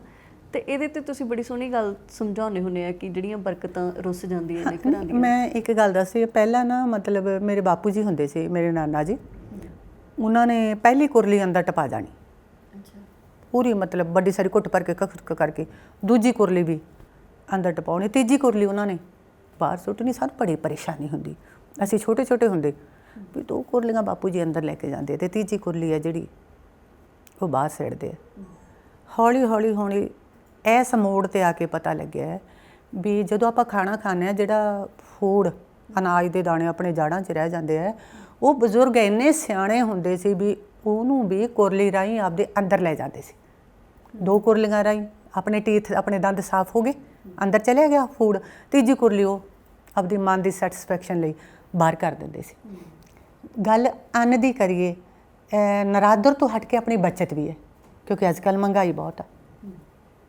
ਦੋਨੇ ਚੀਜ਼ਾਂ ਨੂੰ ਆਪਾਂ ਨਾਲ ਲੈ ਕੇ ਤੁਰਦੇ ਹਾਂ, ਮਾਡਰਨ ਜ਼ਮਾਨੇ ਨੂੰ ਵੀ ਨਾਲ ਲੈ ਕੇ ਤੁਰਦੇ ਹਾਂ, ਆਪਾਂ ਪੁਰਾਣੇ ਜ਼ਮਾਨੇ ਨੂੰ ਵੀ ਪਿੱਛੇ ਲੈ ਕੇ ਤੁਰਦੇ ਹਾਂ। ਪਹਿਲਾਂ ਕੀ ਹੁੰਦਾ ਸੀ, ਜਦੋਂ ਲੇਡੀਜ਼, ਮੇਰੇ ਮਾਮਾ ਭਾਂਡੇ ਮਾਂਜਦੇ ਸੀ, ਅਤੇ ਸਾਰਾ ਮਤਲਬ ਅੰਨ ਪਾਣੀ ਇਕੱਠਾ ਕਰਕੇ ਇੱਕ 'ਚ ਪਾ ਦੇਣਾ, ਅਤੇ ਜਿਹੜੇ 1-2 ਪਸ਼ੂ ਹੁੰਦੇ ਸੀਗੇ ਉਹਨਾਂ ਦੇ ਦਾਣੇ 'ਚ ਪਾ ਦੇਣਾ। ਉਦੋਂ ਸਾਨੂੰ ਇਹਨਾਂ ਗੱਲਾਂ ਦਾ ਮਤਲਬ ਨਹੀਂ ਪਤਾ ਹੁੰਦਾ ਸੀ, ਵੀ ਮੈਂ ਐਵੇਂ ਝੂਠ ਮਾਰਦਾ, ਮਤਲਬ ਉਹਨਾਂ ਨੂੰ ਦੇਖੀ ਜਾਣਾ। ਹੁਣ ਪਤਾ ਲੱਗਦਾ ਵੀ ਹੁਣ ਜਦੋਂ ਪੁੱਛਦੇ ਵੀ ਉਹ ਕਹਿੰਦੇ ਹੁੰਦੇ ਸੀ ਵੀ ਉਦੋਂ ਅੰਨ ਦਾ ਨਰਾਦਰ ਨਹੀਂ ਕਰਦੇ ਸੀ, ਵੀ ਉਹ ਜਿਹੜਾ ਭਾਈ ਸਾਰਾ ਕੁਛ ਹੈ ਜਾਂ ਤਾਂ ਦਾਣੇ 'ਚ ਪਾ ਦਿਓ, ਹੈ ਨਾ। ਜਾਂ ਜਿਹੜੀਆਂ ਬੇਹੀਆਂ ਰੋਟੀਆਂ ਹੁੰਦੀਆਂ ਸੀ, ਉਹਨਾਂ ਲਈ ਇੱਕ ਮੱਟੀ ਹੁੰਦੀ ਸੀ ਜਾਂ ਕੜਾ ਹੁੰਦਾ ਸੀ, ਉਹਦੇ 'ਚ ਰੱਖ ਦਿੰਦੇ ਸੀ, ਹੈ ਨਾ ਜੀ। ਅਤੇ ਉਹ ਜਦੋਂ ਪਸ਼ੂਆਂ ਦਾ ਦਾਣਾ ਭਿਉਂਦੇ, ਬਾਅਦ 'ਚ ਉਹ ਰੋਟੀਆਂ ਨੂੰ ਵੀ ਵਿੱਚ ਪਾ ਦਿੰਦੇ। ਜੇ ਹੁਣ ਆਪਾਂ ਮਹਿੰਗਾਈ ਵਾਲੇ ਯੁੱਗ 'ਚ ਦੇਖੀਏ, ਚਲੋ ਬੇਅਦਬੀ ਨੂੰ ਇੱਕ ਸਾਈਡ 'ਤੇ ਰੱਖ ਦਿੰਦੇ ਹਾਂ। ਜਿਹੜੇ ਲੋਕ ਨਹੀਂ ਮੰਨਦੇ ਵੀ ਅੰਨ ਦੀ ਬੇਅਦਬੀ ਨੂੰ ਇੱਕ ਸਾਈਡ 'ਤੇ ਰੱਖ ਦਿੰਦੇ ਹਾਂ। ਅੱਜ ਆਟਾ ਕਿੰਨਾ ਮਹਿੰਗਾ ਹੈ ਨਾ, ਜੇ ਆਪਾਂ ਉਹਦਾ ਸਤਿਕਾਰ ਨਾ ਕਰਾਂਗੇ। ਮੰਨ ਲਓ 3 ਫੁਲਕੇ ਲਏ, ਸੁਬਾਹ ਉਹ ਡਸਟਬਿਨ 'ਚ ਹੈ, ਨਾਲੇ ਤਾਂ ਅੰਨ ਦਾ ਨਰਾਦਰ ਹੋ ਗਿਆ, ਨਾਲੇ 3 ਰੋਟੀਆਂ ਦਾ ਲਾਸ ਹੋ ਗਿਆ।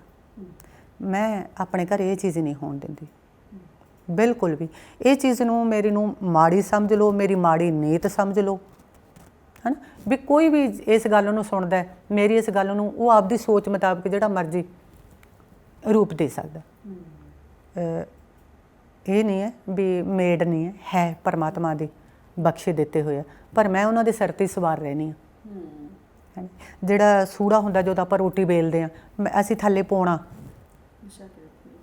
ਵੱਡਾ ਪਾਉਣਾ, ਵੀ ਚਕਲੇ ਤੋਂ ਕਾਫੀ ਵੱਡਾ ਪਾਉਣਾ, ਉਹ ਜਿਹੜਾ ਸੂੜਾ ਉਹ ਬਾਅਦ 'ਚ ਇੱਕ ਲਿਫਾਫੇ 'ਚ ਨਾਲ ਟੰਗਿਆ ਹੁੰਦਾ, ਉਹਦੇ 'ਚ ਪਾਈ ਜਾਣਾ।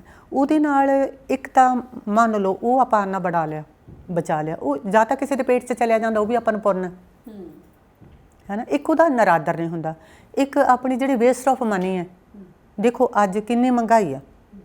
10 ਕਿਲੋ ਦੀ ਆਟੇ ਦੀ ਥੈਲੀ ਮੇਰਾ ਖਿਆਲ ਕਿੰਨੇ ਦੀ ਆਉਂਦੀ, 800-900 ਦੀ ਤਾਂ 150 ਰੁਪਏ ਦਾ 5 ਕਿਲੋ ਆਟਾ, ਜਿਹੜਾ ਆਪਾਂ ਸਿੰਪਲ ਜਿਹੇ ਚੱਕੀ ਆਟਾ ਲੈ ਕੇ ਸਿੰਪਲ ਲੈਂਦੇ ਹੈ ਨਾ ਜੀ।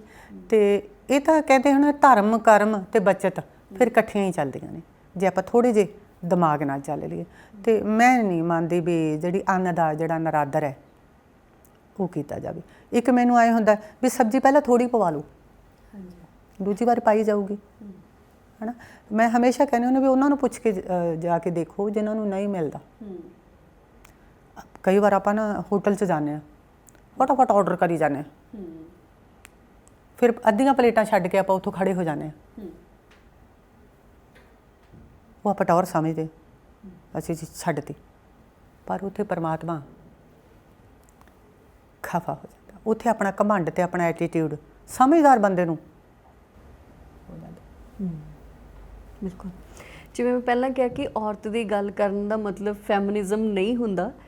ਸੋ ਉਸੇ ਤਰੀਕੇ ਨਾਲ ਅਸੀਂ ਗੱਲ ਕਰ ਰਹੇ ਹਾਂ ਕਿ ਅੱਜ ਦੀ ਜੇ ਔਰਤ ਪੜ੍ਹ ਲਿਖ ਗਈ ਆ ਤਾਂ ਉਹਦੇ ਅੰਦਰ ਹੋਰ ਬਹੁਤ ਸਾਰੀਆਂ ਚੀਜ਼ਾਂ ਵੱਡੀਆਂ ਹੋਣ ਲੱਗ ਗਈਆਂ। ਉਹਨੂੰ ਲੱਗਿਆ ਕਿ ਜੇ ਮੈਂ ਪੜ੍ਹ ਲਿਖ ਗਈ ਤਾਂ ਮਤਲਬ ਮੈਂ ਘਰ ਦਾ ਕੰਮ ਨਹੀਂ ਕਰਨਾ ਹੈਗਾ, ਜਾਂ ਮੈਂ ਜੇ ਘਰ ਦਾ ਕੰਮ ਕਰੂੰਗੀ ਤਾਂ ਉਹ ਮੇਰੇ ਸਟੈਂਡਰਡ 'ਚ ਨਹੀਂ ਆਉਂਦਾ ਹੈਗਾ, ਹੈ ਨਾ। ਸੋ ਇੱਕ ਔਰਤ ਹੋਣਾ ਅਤੇ ਉਹਦਾ ਕਿਸੇ ਵੀ ਖੇਤਰ ਦੇ ਵਿੱਚ ਸਕਸੈਸਫੁਲ ਹੋ ਜਾਣਾ, ਹੈ ਨਾ, ਕੀ ਉਹਨੂੰ ਘਰੇ ਕੰਮ ਕਰਨ ਤੋਂ ਰੋਕਦਾ? ਜਿਵੇਂ ਤੁਸੀਂ ਉਦੋਂ ਵੀ ਬਹੁਤ ਸੋਹਣੀ ਉਦਾਹਰਨ ਦਿੱਤੀ ਸੀਗੀ ਕਿ ਮੈਂ ਆਪਣਾ ਘਰ ਦਾ ਕੰਮ ਜਿਹੜਾ ਸਾਰਾ ਕਰਦੀ ਹਾਂ, ਨਹੀਂ ਰੋਕਦਾ। ਸੋ ਇਹ ਬਹੁਤ ਵੱਡੀ ਸਾਡੀ ਮਤਲਬ ਅੱਜ ਦੀ ਫੀਮੇਲ ਕਮਿਊਨਿਟੀ ਦੇ ਵਿੱਚ ਬਹੁਤ ਵੱਡੀ ਚੀਜ਼ ਆ ਕਿ ਉਹ ਮਤਲਬ ਮਾਣ ਨਾਲ ਆਪਦੇ ਕੰਮ ਤੇ ਜਾ ਕੇ ਜਾਂ ਬਾਹਰ ਇਸ ਗੱਲ ਨੂੰ ਦੱਸਣ ਦੇ ਵਿੱਚ ਬੜਾ ਗੁਰੇਜ਼ ਕਰਦੀਆਂ ਨੇ ਕਿ ਮੈਂ ਘਰ ਦਾ ਕੰਮ ਕਰਕੇ ਕੰਮ ਤੇ ਆਉਂਦੀ ਹਾਂ, ਜਾਂ ਫਿਰ ਉਹਨਾਂ ਨੂੰ ਹੁੰਦਾ ਕਿ ਮੈਂ ਹੁੱਬ ਕੇ ਦੱਸਾਂ ਕਿ ਮੇਰੇ ਘਰੇ ਤਾਂ 3 ਮੇਡਸ ਨੇਗੀਆਂ, ਕਿਚਨ ਦੇ ਲਈ ਆਡਾ, ਸਾਫ਼ ਸਫਾਈ ਲਈ ਆਡਾ, ਮੇਰਾ ਬੱਚਾ ਅੱਡ ਸਾਂਭਣ ਆਉਂਦਾ ਕੋਈ। ਮੈਂ ਮੰਨ ਲਓ ਦੋ ਫੀਮੇਲ ਬੈਠੀਆਂ, ਜਿਵੇਂ ਤੁਸੀਂ ਕਿਹਾ ਵੀ ਇੱਕ ਜਾ ਕੇ ਦੱਸਦੀ ਆ ਵੀ ਮੈਂ ਫਟਾਫਟ ਸਾਰਾ ਘਰ ਦਾ ਕੰਮ ਨਿਬੇੜ ਕੇ ਡਿਊਟੀ 'ਤੇ ਆਈ ਹਾਂ, ਇੱਕ ਕਹਿੰਦੀ ਨਹੀਂ ਜੀ ਮੇਰੇ ਘਰੇ ਤਾਂ 2-3 ਮੇਡ ਹੈ। ਇੱਕ ਤਾਂ ਦੋਨਾਂ ਦੇ ਭਾਗ ਲਾ ਲਓ, ਇੱਕ ਦੇ ਭਾਗਾਂ 'ਚ ਲਿਖਿਆ ਵੀ ਉਹ ਸੁਬਾਹ ਸੇਵਾ ਕਰਕੇ ਆਉਂਦੀ ਹੈ ਪੂਰੀ ਫੈਮਿਲੀ ਦੀ। ਜੋ ਮੇਰੀ ਨੇਚਰ ਹੈ, ਜੋ ਮੈਂ ਸੋਚਦੀ ਹਾਂ ਵੀ ਉਹਦੀ ਕਿਸਮ, ਭਾਵੇਂ ਉਹ ਵਿਚਾਰੀ ਔਖੀ ਹੁੰਦੀ ਹੈ ਨਾ, ਉਹਨੂੰ ਘੰਟਾ 2 ਘੰਟੇ ਪਹਿਲਾਂ ਉੱਠਣਾ ਪੈਂਦਾ ਹੈ ਨਾ, ਇਹ ਵੀ ਉਹਦੀ ਕੁਰਬਾਨੀ ਹੈ ਨਾ। ਪਰ ਕਹਿੰਦੇ ਹੁੰਦੇ ਆ ਵੀ ਸੇਵਾ ਦਾ ਮੇਵਾ ਕਦੇ ਨਾ ਕਦੇ ਤਾਂ ਮਿਲਣਾ ਹੀ ਹੈ।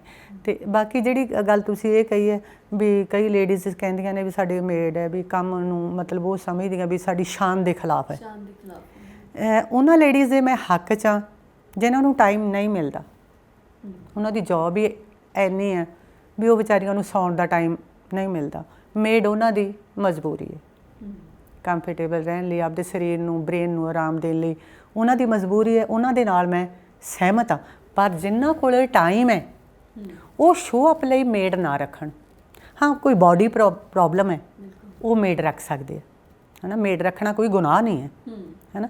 ਪਰ ਜੇ ਆਪਣੀ ਬਾਡੀ ਵੀ ਤੰਦਰੁਸਤ ਹੈ ਅਤੇ ਆਪਣੀ ਇਨਕਮ ਘੱਟ ਹੈ, ਆਪਾਂ ਲੋਕਾਂ ਨੂੰ ਦਿਖਾਉਣ ਲਈ ਨੌਕਰਾਂ ਨੂੰ ਰੱਖ ਰਹੇ ਹਾਂ, ਪੈਸੇ ਦੇ ਰਹੇ ਹਾਂ, ਇਸ ਚੀਜ਼ ਦੇ ਮੈਂ ਖਿਲਾਫ ਹਾਂ। ਕਿਉਂਕਿ ਸਿਰਫ ਅਸੀਂ ਇਹ ਸੋਚ ਕੇ ਕਿ ਜੇ ਮੈਂ ਘਰ ਦਾ ਕੰਮ ਕਰੂੰਗੀ ਤਾਂ ਘਟਾ ਮੇਰੇ ਇਹਦੇ 'ਚ, ਕਿਉਂਕਿ ਮੈਂ ਤਾਂ ਇੰਨੀ ਪੜ੍ਹੀ ਲਿਖੀ ਹਾਂ। ਨਹੀਂ, ਪੜ੍ਹਾਈ ਲਿਖਾਈ ਕਦੇ ਨਹੀਂ ਕਹਿੰਦੀ ਵੀ ਕੰਮ ਨਾ ਕਰੋ। ਕਦੇ ਐਜੂਕੇਸ਼ਨ ਨੇ ਕਿਹਾ ਵੀ ਤੁਸੀਂ ਘਰ ਦਾ ਕੰਮ ਨਹੀਂ ਕਰਦਾ। ਐਜੂਕੇਸ਼ਨ ਤੇ ਜਿਹੜੀਆਂ ਗੱਲਾਂ ਆਪਣੇ ਬ੍ਰੇਨ 'ਚ ਨਹੀਂ ਹੁੰਦੀਆਂ ਆਪਣਾ ਸਭ ਬ੍ਰੇਨ ਖੋਲ੍ਹਦੀ ਹੈ। ਕਦੇ ਵੀ ਪੜ੍ਹਾਈ ਲਿਖਾਈ ਕਿਸੇ ਵੀ ਮੁੱਦੇ ਤੇ ਕਰ ਲਓ, ਜਿਹੜੀਆਂ ਗੱਲਾਂ ਆਪਣੇ ਬ੍ਰੇਨ 'ਚ ਨਹੀਂ ਹੁੰਦੀਆਂ ਉਹ ਖੋਲ੍ਹਦੀ ਹੈ। ਮੈਨੂੰ ਤਾਂ ਨਹੀਂ ਲੱਗਦਾ ਵੀ ਕੋਈ ਵੀ ਸਟੱਡੀ ਕੋਈ ਵੀ ਅਹੁਦਾ ਆਪਣੇ ਕੰਮ ਨੂੰ ਰੋਕਦਾ। ਜਿੰਨਾ ਕੁ ਵਕਤ ਹੈ ਆਪਦੇ ਘਰ ਨੂੰ ਟਾਈਮ ਜ਼ਰੂਰ ਦਿਓ। ਬਿਲਕੁਲ। ਇੱਕ ਨਾ ਬੋਡੀ ਸ਼ੇਮਿੰਗ ਮੈਨੂੰ ਲੱਗਦਾ ਹੈ ਕਿ ਸਾਡੇ ਕੁੜੀਆਂ 'ਚ ਜ਼ਿਆਦਾ ਹੁੰਦੀ ਆ। ਸਾਡਾ ਮਾੜਾ ਜਿਹਾ ਭਾਰ ਵੱਧ ਗਿਆ, ਸਾਨੂੰ ਕੋਈ ਕਹੇ ਨਾ ਕਹੇ, ਅਸੀਂ ਆਪਣੇ ਆਪ ਨੂੰ ਹੀ ਦੇਖੀ ਜਾਣਾ ਵੀ ਇਹ ਇੰਚ ਵੱਧ ਗਿਆ, ਇਹ ਤਾਂ 2 ਇੰਚ ਵੱਧ ਗਏ ਮੇਰੇ, ਹੈ ਨਾ। ਇਹ ਵੀ ਇੱਕ ਡਿਪਰੈਸ਼ਨ ਹੈ ਕਿ ਕਿਸਮ ਦਾ। ਇਹ ਵੀ ਇੱਕ ਡਿਪਰੈਸ਼ਨ ਹੈ। ਮੈਂ ਇੱਕ ਰੀਸੈਂਟ ਇੰਟਰਵਿਊ ਸੁਣ ਰਹੀ ਸੀ। ਨਹੀਂ, ਮੈਨੂੰ ਵੀ ਹੈਗਾ। ਅੱਛਾ। ਇਹ ਨਹੀਂ ਵੀ ਮੈਂ ਕਿਸੇ ਨੂੰ ਕਹਾਂ, ਇਹ ਮੇਰੇ 'ਚ ਪੈਦਾ ਕੀਤਾ ਲੋਕਾਂ ਨੇ। ਪਹਿਲਾਂ ਨਹੀਂ ਮੈਨੂੰ ਪਤਾ ਹੁੰਦਾ ਸੀ ਵੀ 12 13 14 ਸਾਲ ਤੱਕ ਮੈਨੂੰ ਨਹੀਂ ਪਤਾ ਹੁੰਦਾ ਸੀ ਵੀ ਪਤਲਾ ਮੋਟਾ ਕੀ ਹੁੰਦਾ, ਹੈ ਨਾ। ਜਦੋਂ ਮੈਂ ਇਸ ਲਾਈਨ 'ਚ ਆ ਗਈ, ਤੂੰ ਤਾਂ ਬਹੁਤ ਪਤਲੀ, ਤੂੰ ਖਾਂਦੀ ਨਹੀਂ, ਤੂੰ ਕੁਛ, ਹੈ ਨਾ।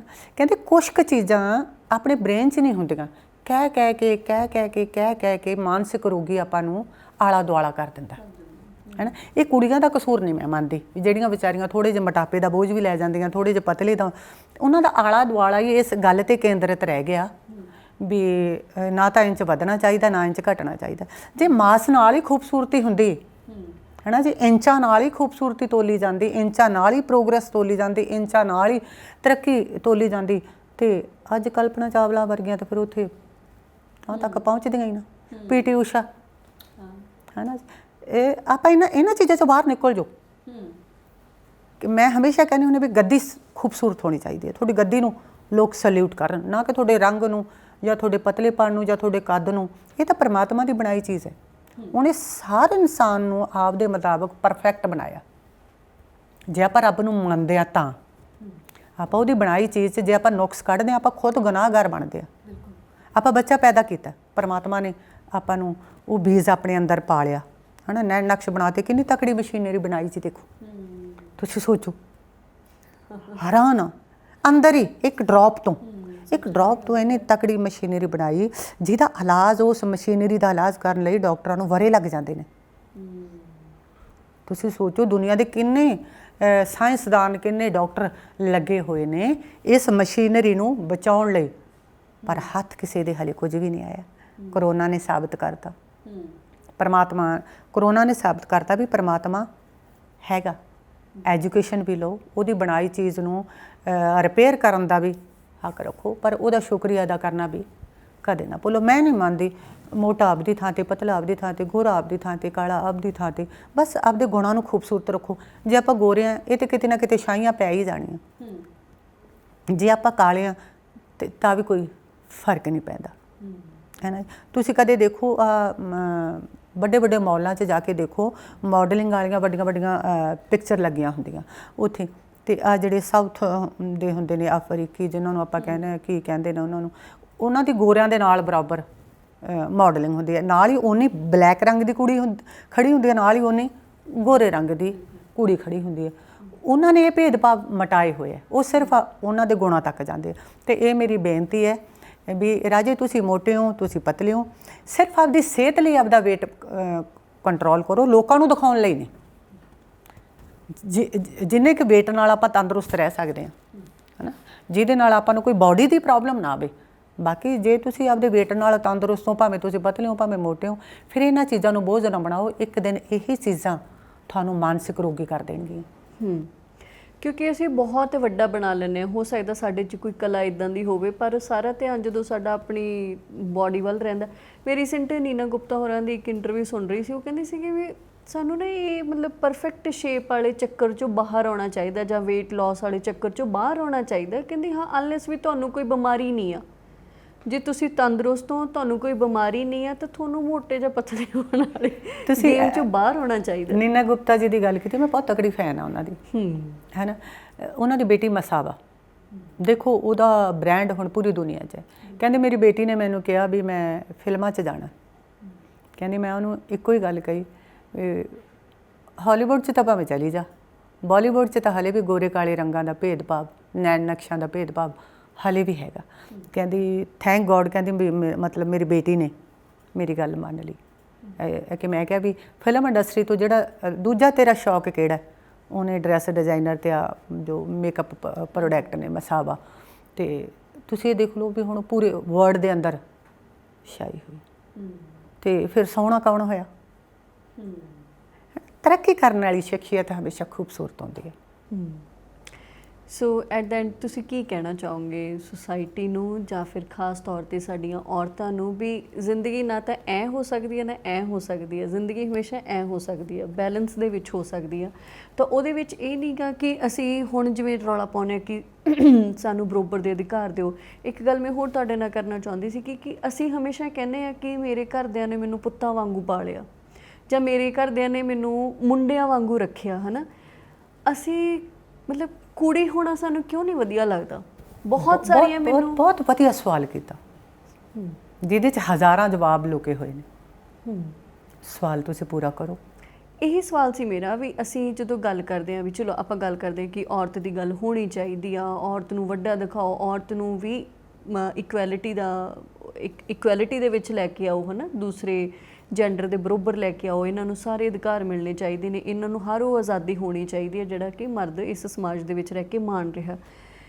ਪਰ ਸਾਨੂੰ ਔਰਤ ਹੋ ਕੇ ਸਾਰੀਆਂ ਚੀਜ਼ਾਂ ਮੰਨਣ ਦੇ ਨਾਲੋਂ ਇਹ ਕਿਉਂ ਜ਼ਿਆਦਾ ਚੰਗਾ ਲੱਗਦਾ ਕਿ ਅਸੀਂ ਇਹ ਕਹੀਏ ਵੀ ਮੈਂ ਤਾਂ ਮੁੰਡਿਆਂ ਵਰਗੀ ਹਾਂ, ਜਾਂ ਮੇਰੇ ਘਰਦਿਆਂ ਨੇ ਮੈਨੂੰ ਮੁੰਡਿਆਂ ਵਾਂਗੂ ਰੱਖਿਆ ਜਾਂ ਮੁੰਡਿਆਂ ਵਾਂਗੂ ਪਾਲਿਆ। ਔਰਤ ਹੋਣਾ ਸਾਨੂੰ ਕਿਉਂ ਨਹੀਂ ਵਧੀਆ ਲੱਗਦਾ? ਉਹ ਬੱਚੀ ਦਾ ਕਸੂਰ ਮੈਂ ਨਹੀਂ ਮੰਨਦੀ, ਕਿਉਂਕਿ ਉਹਨੇ ਆਲੇ ਦੁਆਲੇ 'ਚ ਮੁੰਡੇ ਦੀ ਜ਼ਿਆਦਾ ਰਿਸਪੈਕਟ ਦੇਖੀ, ਹੈ ਨਾ। ਆਪਾਂ ਪਹਿਲਾਂ ਦੇਖਦੇ ਹੁੰਦੇ ਸੀ ਨਾ ਵੀ ਆਮ ਹੀ ਸੁਣਦੇ ਹੁੰਦੇ ਸੀ ਜਾਂ ਦੇਖ ਵੀ ਲੈਂਦੇ ਹੁੰਦੇ ਸੀ ਵੀ ਕੁੜੀ ਨੂੰ ਕਹਿ ਦਿੰਦੇ ਸੀ ਹਟ ਪਰੇ, ਤੂੰ ਸਕੂਲ ਜਾ ਕੇ ਕੀ ਕਰਨਾ, ਮੁੰਡਾ ਸਕੂਲ ਜਾਊਗਾ, ਹੈ ਨਾ, ਹਟ ਪਰੇ, ਕੁੜੀਆਂ ਜ਼ਿਆਦਾ ਨਹੀਂ ਖਾਂਦੀਆਂ ਹੁੰਦੀਆਂ, ਹੈ ਨਾ, ਇਹਨੇ ਆਹ ਕਰਨਾ। ਉਹਦੇ ਵਿਚਾਰੀ ਦੇ ਸਾਰੇ ਨਹੀਂ, ਹੈ ਨਾ। ਉਹਨੇ ਮੁੰਡਿਆਂ ਦੀ ਰਿਸਪੈਕਟ ਜਾਂ ਪਾਲਣ ਪੋਸ਼ਣ ਆਲਾ ਦੁਆਲਾ ਮੁੰਡਿਆਂ ਦੀ ਪਾਵਰ ਹੀ ਇੰਨੀ ਦੇਖ ਲਈ, ਜਦੋਂ ਉਹਨੂੰ ਐਂ ਲੱਗਦਾ ਵੀ ਉਹਦੇ ਮਾਂ-ਬਾਪ ਹੁਣ ਉਹਨੂੰ ਪਿਆਰ ਕਰਦੇ ਆ, ਉਹਨੂੰ ਐਂ ਲੱਗਦਾ ਮੈਂ ਇਹਨੂੰ ਮੁੰਡਿਆਂ ਵਾਂਗੂ ਰੱਖਣ ਲੱਗ ਗਈ। ਹਾਲਾਂਕਿ ਮੈਂ ਰਾਜੇ ਇਹ ਕਹਿੰਦੇ ਆ ਵੀ ਸੂਰਜ ਅਤੇ ਚੰਦ ਦਾ ਮੁਕਾਬਲਾ ਕਦੇ ਨਹੀਂ ਕਰਨਾ ਚਾਹੀਦਾ। ਸੂਰਜ ਨੇ ਜਦੋਂ ਆਪਦੇ ਟਾਈਮ 'ਤੇ ਆਉਣਾ ਉਹਨੇ ਆਪਦੀ ਰੌਸ਼ਨੀ ਦੇਣੀ ਹੈ, ਚੰਦ ਨੇ ਜਦੋਂ ਆਪਦੇ ਟਾਈਮ 'ਤੇ ਆਉਣਾ ਉਹਨੇ ਆਪਦਾ ਚਾਨਣ ਬਖੇਰਨਾ। ਵੈਲਿਊ ਦੋਨਾਂ ਦੀ ਬਰਾਬਰ ਹੈ, ਨਾ ਤਾਂ ਚੰਦ ਬਗੈਰ ਗੁਜ਼ਾਰਾ ਨਾ ਸੂਰਜ ਬਗੈਰ ਗੁਜ਼ਾਰਾ ਹੈ ਨਾ। ਅਤੇ ਮੁੰਡਿਆਂ ਦੀ ਤੁਲਨਾ ਕਿਉਂ ਕੁੜੀਆਂ ਆਪਦੇ ਆਪ ਨੂੰ ਕਮਜ਼ੋਰ ਸਮਝਦੀਆਂ ਨੇ? ਤੁਹਾਨੂੰ ਪਤਾ ਮੁੰਡੇ ਨੂੰ ਤਾਂ ਆਪਾਂ ਕੱਲਾਂਗੇ ਪੁੱਤ, ਅਤੇ ਕੁੜੀ ਨੂੰ ਆਪਾਂ ਕੁੜੀ ਵੀ ਕਹਿ ਦਾਂਗੇ ਅਤੇ ਪੁੱਤ ਵੀ ਕਹਿ ਦਾਂਗੇ, ਹੈ ਨਾ। ਆਪਾਂ ਕਿਸੇ ਨਾਲ ਕਿਉਂ ਤੁਲਨਾ ਕਰਦੇ ਹਾਂ? ਆਪਾਂ ਨੂੰ ਵਾਹਿਗੁਰੂ ਨੇ ਬਹੁਤ ਵਧੀਆ ਬਣਾਇਆ, ਹੈ ਨਾ, ਬਹੁਤ ਵੱਡੀ ਇੱਕ ਇਹ ਲਾ ਲਓ, ਮੈਨੂੰ ਉਹ ਸ਼ਬਦ ਨਹੀਂ ਆ ਰਹੇ, ਮੈਨੂੰ ਉਹ ਠੋਸ ਸ਼ਬਦ ਨਹੀਂ ਆ ਰਿਹਾ, ਜਿਹੜੀ ਔਰਤ ਦੀ ਸਿਰਜਣਾ ਕੀਤੀ ਹੈ ਨਾ ਪਰਮਾਤਮਾ ਨੇ, ਬਹੁਤ ਸੋਚ ਸਮਝ ਕੇ ਕੀਤੀ ਹੈ। ਅਤੇ ਤੁਸੀਂ ਆਪਣੇ ਆਪ ਨੂੰ ਕਮਜ਼ੋਰ ਕਿਉਂ ਮੰਨਦੇ ਹੋ? ਕਿਉਂ ਤੁਸੀਂ ਐਂ ਸੋਚਦੇ ਹੋ ਵੀ ਮੈਂ ਮਰਦਾਂ ਵਾਂਗੂ ਬਣਨਾ? ਇਹਦਾ ਮਤਲਬ ਤਾਂ ਆਪਾਂ ਮਰਦ ਨੂੰ ਪਹਿਲਾਂ ਹੀ ਉੱਚਾ ਬਣਾਈ ਜਾਂਦੇ ਹਾਂ, ਹੈ ਨਾ। ਦੇਖੋ ਪੁਦੀਨਾ ਹੈ, ਪੁਦੀਨੇ ਦੀ ਆਪਦੀ ਵੈਲਿਊ ਹੈ, ਉਹਨੇ ਗਰਮੀ 'ਚ ਆਉਣਾ। ਮਰੂਆ ਨਾਲ ਖੜਾ, ਜੇ ਪੁਦੀਨਾ ਹੁਣ ਸਾਰਾ ਦਿਨ ਐਂ ਸੋਚੀ ਜਾਊ ਮੈਂ ਤਾਂ ਮਰੂਏ ਵਰਗਾ ਬਣਨਾ, ਇਹਦਾ ਮਤਲਬ ਮਰੂਆ ਫਿਰ ਐਵੇਂ ਆਕੜੀ ਜਾਊਗਾ ਵੀ ਯਾਰ ਪੁਦੀਨੇ ਨੂੰ ਤਾਂ ਫਿਕਰ ਹੋਇਆ ਖੜਾ, ਇਹ ਤਾਂ ਮੇਰੇ ਵਰਗਾ ਬਣਨ ਨੂੰ ਫਿਰਦਾ, ਹੈ ਨਾ। ਇਹ ਔਰਤ ਬਹੁਤ ਵੱਡੀ ਚੀਜ਼ ਹੈ, ਵੱਡੀ ਰਹੂਗੀ। ਬਾਬੇ ਨਾਨਕ ਨੇ ਐਵੇਂ ਨਹੀਂ ਕਿਹਾ ਕਿ ਸੋ ਕਿਉ ਮੰਦਾ ਆਖੀਏ ਜਿੱਤ ਜੰਮੇ ਰਾਜਾਨ। ਜਿਸ ਔਰਤ ਦੀ ਪਾਤਸ਼ਾਹੀਆਂ ਨੇ ਕਦਰ ਕੀਤੀ ਹੈ, ਤੁਸੀਂ ਆਪਦੇ ਆਪ ਨੂੰ ਮੁੰਡਿਆਂ ਨਾਲੋਂ ਕਿਉਂ ਘੱਟ ਸਮਝਦੇ ਹੋ, ਹੈ ਨਾ। ਇਹ ਲੈਵਲ ਪਰਮਾਤਮਾ ਨੇ ਬਰਾਬਰ ਕਰਕੇ ਤੋਰਿਆ। ਜਿੰਨੀ ਰਿਸਪੈਕਟ ਮੁੰਡਿਆਂ ਦੀ ਹੈ ਉਨੀ ਰਿਸਪੈਕਟ ਕੁੜੀਆਂ ਦੀ ਹੈ। ਬਾਕੀ ਤੁਸੀਂ ਸਰੀਰ ਦਿਖਾਉਣ ਦੀ, ਅੰਗ ਦਿਖਾਉਣ ਦੀ ਜਿਹੜੀ ਗੱਲ ਕੀਤੀ ਸੀ, ਮੈਂ ਇੱਕ ਛੋਟੀ ਜਿਹੀ ਫੇਸਬੁੱਕ ਦੀ ਗੱਲ ਪੜ੍ਹੀ ਸੀ, ਮੈਨੂੰ ਬਹੁਤ ਅੱਛੀ ਲੱਗੀ। ਕਹਿੰਦੇ ਕਈ ਮਾਂ ਬਾਪ ਬੜੇ ਸਿਆਣੇ ਹੁੰਦੇ, ਬੱਚਿਆਂ ਨਾਲ ਲੜਦੇ ਨਹੀਂ, ਬੜੇ ਤਰੀਕੇ ਨਾਲ ਸਮਝਾਉਂਦੇ ਆ। ਉਹਨਾਂ ਦੇ ਬੇਟੀ ਥੋੜ੍ਹੀ ਜਿਹੀ ਜ਼ਿਆਦਾ ਓਪਨ ਕੱਪੜੇ ਪਾਉਂਦੀ ਸੀ, ਅਤੇ ਉਹਨਾਂ ਨੇ ਦੂਜੇ ਦਿਨ ਉਹਨੂੰ ਆਈਫੋਨ ਲਿਆ ਤਾ, ਬੜੀ ਖੁਸ਼ ਹੋਈ। ਮਹਿੰਗਾ 1 ਲੱਖ 1.5 ਲੱਖ ਦਾ 2 ਲੱਖ ਦਾ ਜੋ ਵੀ ਲਾ ਲਓ ਲਿਆ ਤਾ। ਅਤੇ ਸ਼ਾਮ ਨੂੰ ਜਦੋਂ ਬੇਟੀ ਵਾਪਸ ਆਈ ਅਤੇ ਉਹ ਕਹਿੰਦੇ ਬੇਟਾ ਖੁਸ਼ ਹੈ? ਕਹਿੰਦੀ ਹਾਂਜੀ ਖੁਸ਼ ਹਾਂ। ਕਹਿੰਦੇ ਆਹ ਕੀ ਚੜ੍ਹਾ ਲਿਆ? ਕਹਿੰਦੀ ਪਾਪਾ ਇੰਨਾ ਮਹਿੰਗਾ ਫ਼ੋਨ ਹੈ, ਮੈਂ ਕਵਰ ਚੜ੍ਹਾਇਆ।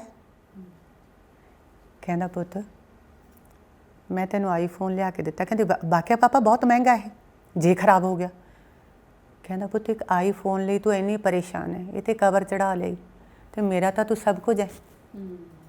ਬਸ ਮੈਂ ਇਸ ਆਈਫੋਨ ਵਾਂਗੂ ਤੇਰੇ 'ਤੇ ਕਬਰ ਦਾ ਮਤਲਬ ਇਹ ਨਹੀਂ ਹੁੰਦਾ ਵੀ ਆਪਾਂ ਕੋਈ ਬੁਰਕਾ ਪਾ ਕੇ ਤੁਰਨਾ ਹੈ ਜਾਂ ਇਹ ਤੁਰਨਾ ਹੈ। ਮਤਲਬ ਕੱਪੜੇ ਪਾਓ, ਹੰਡਾਓ, ਸ਼ੌਕ ਪੂਰੇ ਕਰੋ, ਪਰ ਕਿਸੇ ਨੂੰ ਕਿੰਤੂ ਪਰੰਤੂ ਕਰਨ ਦਾ ਟਾਈਮ ਨਾ ਮਿਲੇ। ਇਹ ਵਾਹਿਗੁਰੂ ਨੇ ਜਿਹੜੀ ਆਪਾਂ ਨੂੰ ਪ੍ਰੋਪਰਟੀ ਦਿੱਤੀ ਹੈ ਨਾ, ਇਹ ਬਹੁਤ ਅਨਮੋਲ ਹੈ। ਇਹ ਜਿੰਨੇ ਇਹਨੂੰ ਸਾਂਭ ਲਾਂਗੇ, ਬਚਾ ਲਾਂਗੇ, ਦੇਖੋ ਆਪਣੇ ਆਪ ਦੇ ਮਨ ਨੂੰ ਸ਼ਾਂਤੀ ਮਿਲੂ। ਦੂਜਿਆਂ ਬਾਰੇ ਆਪਾਂ ਕਹਿਣਾ ਹੀ ਕੀ ਆ। ਬਸ ਮੇਰਾ ਤਾਂ ਇਹ ਹੈ ਵੀ ਜਿੰਨਾ ਸਾਂਭ ਲਾਂਗੇ, ਜਿੰਨਾ ਬਚਾ ਲਾਂਗੇ, ਉਸ ਆਈਫੋਨ ਦੀ ਤਰ੍ਹਾਂ ਅੱਛੇ ਰਹਾਂਗੇ।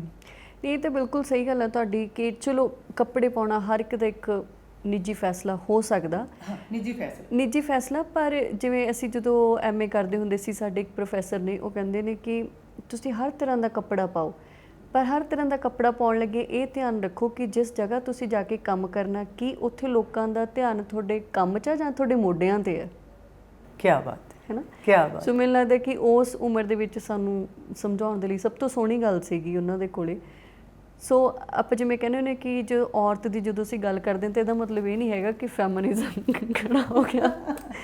ਔਰਤ ਨੂੰ ਮੈਨੂੰ ਲੱਗਦਾ ਕਿ ਹਲੇ ਵੀ ਅਸੀਂ ਮਾਨਸਿਕ ਤੌਰ ਤੇ ਉਸ ਪੱਧਰ ਤੱਕ ਨਹੀਂ ਸਮਝ ਸਕੇ, ਨਹੀਂ ਸਮਝ ਜਿੱਥੋਂ ਤੱਕ ਸਾਨੂੰ ਸਮਝਣਾ ਚਾਹੀਦਾ। ਮੈਨੂੰ ਤਾਂ ਲੱਗਦਾ 5% ਸਮਝੇ ਆ, ਹਾਂ 95% ਹਲੇ ਰਹਿੰਦਾ। ਔਰਤ ਜਿੰਨੀ ਮਰਜ਼ੀ ਤਰੱਕੀ ਕਰ ਲੇ, ਉਹਦੀ ਤਨਖਾਹ ਗਿਣੀ ਜਾਊ ਘਰੇ। ਜੇ ਉਹਦੇ ਪਰਸ 'ਚ ਪੈਸੇ ਵੀ ਪਾਏ ਜਾਂਦੇ ਤੇ ਗਿਣ ਕੇ ਪਾਏ ਜਾਂਦੇ, ਭਾਵੇਂ ਉਹਦੇ ਆਪਦੇ ਹੀ ਕਮਾਏ ਹੋਣ, ਹਨਾ। ਇੰਨੇ ਕੁ ਬਿਨਾਂ ਗਿਣੇ ਪਰਸ 'ਚ ਪੈਸੇ ਨਹੀਂ ਹੁੰਦੇ ਔਰਤ ਦੇ, ਕਿਉਂਕਿ ਇਹ ਇੱਕ ਹੱਕ ਮੰਨਿਆ ਜਾਂਦਾ ਵੀ ਜਿਹੜੇ ਭਾਵੇਂ ਤੂੰ ਹੀ ਕਮਾਏ ਆ, ਪਰ ਹੈ ਇਹ ਸਾਡੇ, ਅਸੀਂ ਇਹਨੂੰ ਗਿਣ ਕੇ ਪਾਵਾਂਗੇ, ਹਨਾ। ਉਹ ਵਿਚਾਰੀ ਜਦੋਂ ਉਹ ਗਿਣੇ ਜਾਂਦੇ ਆ, ਉਹ ਛੱਡ ਹੀ ਦਿੰਦੀ ਆ ਵੀ ਛੱਡ ਪਰੇ ਕੀ ਖਰਚਣੇ। ਜਦੋਂ ਗਿਣੇ ਹੀ ਗਏ, ਇਹਦਾ ਮਤਲਬ ਤੈਨੂੰ ਸ਼ੋਅ ਕਰਤਾ ਵੀ ਭਾਈ ਇਹ ਪੈਸੇ ਸਾਡੀ ਨਹੀਂ ਗਿਆ ਚਾ। ਫਿਰ ਉਹ ਮਰਜ਼ੀ ਤਾਂ ਨਹੀਂ ਨਾ ਹੋਈ, ਹੈ ਨਾ। ਜੇ ਉਹ ਖਰਚ ਤੇ ਫਿਰ ਉਹ ਤੇ ਇੱਕ ਪੁਆਇੰਟ ਹੈ, ਤੇਰੇ ਕੋਲ ਇੰਨੇ ਪੈਸੇ ਤੂੰ ਇੰਨੇ ਖਰਚ ਤੇ। ਹਾਂ, ਬੱਚਤ ਵੀ ਉਹੀ ਕਰੂਗੀ ਘਰ 'ਚ, ਬੱਚਤ ਵੀ ਉਹੀ ਕਰੂਗੀ। ਬੰਦਿਸ਼ਾਂ ਕਿਸੇ ਨਾ ਕਿਸੇ ਤਰੀਕੇ ਨਾਲ ਲੱਗੀਆਂ ਹੀ ਹੋਈਆਂ। ਕੁਛ ਚੀਜ਼ਾਂ ਨੇ ਜਿਵੇਂ ਆਪਾਂ ਕਹਿੰਦੇ ਕਿ ਅਸੀਂ ਪੜ੍ਹ ਲਿਖ ਗਏ ਹਾਂ, ਸਾਨੂੰ ਕਰਨੀਆਂ ਬੰਦ ਕਰ ਦੇਣੀਆਂ ਚਾਹੀਦੀਆਂ। ਇੱਕ ਬਹੁਤ ਹੀ ਆਮ ਜਿਹੀ ਗੱਲ ਅਸੀਂ ਕਹਿ ਦਿੰਦੇ ਹਾਂ ਕਿ ਔਰਤਾਂ ਬੋਲਦੀਆਂ ਬਹੁਤ ਨੇ, ਹੈ ਨਾ। ਨਰਿੰਦਰ ਸਿੰਘ ਕਪੂਰ ਉਹਨਾਂ ਨੇ ਬੜਾ ਸੋਹਣਾ ਜਵਾਬ ਦਿੱਤਾ ਸੀ ਇਸ ਗੱਲ 'ਤੇ। ਕਹਿੰਦੇ ਕਿ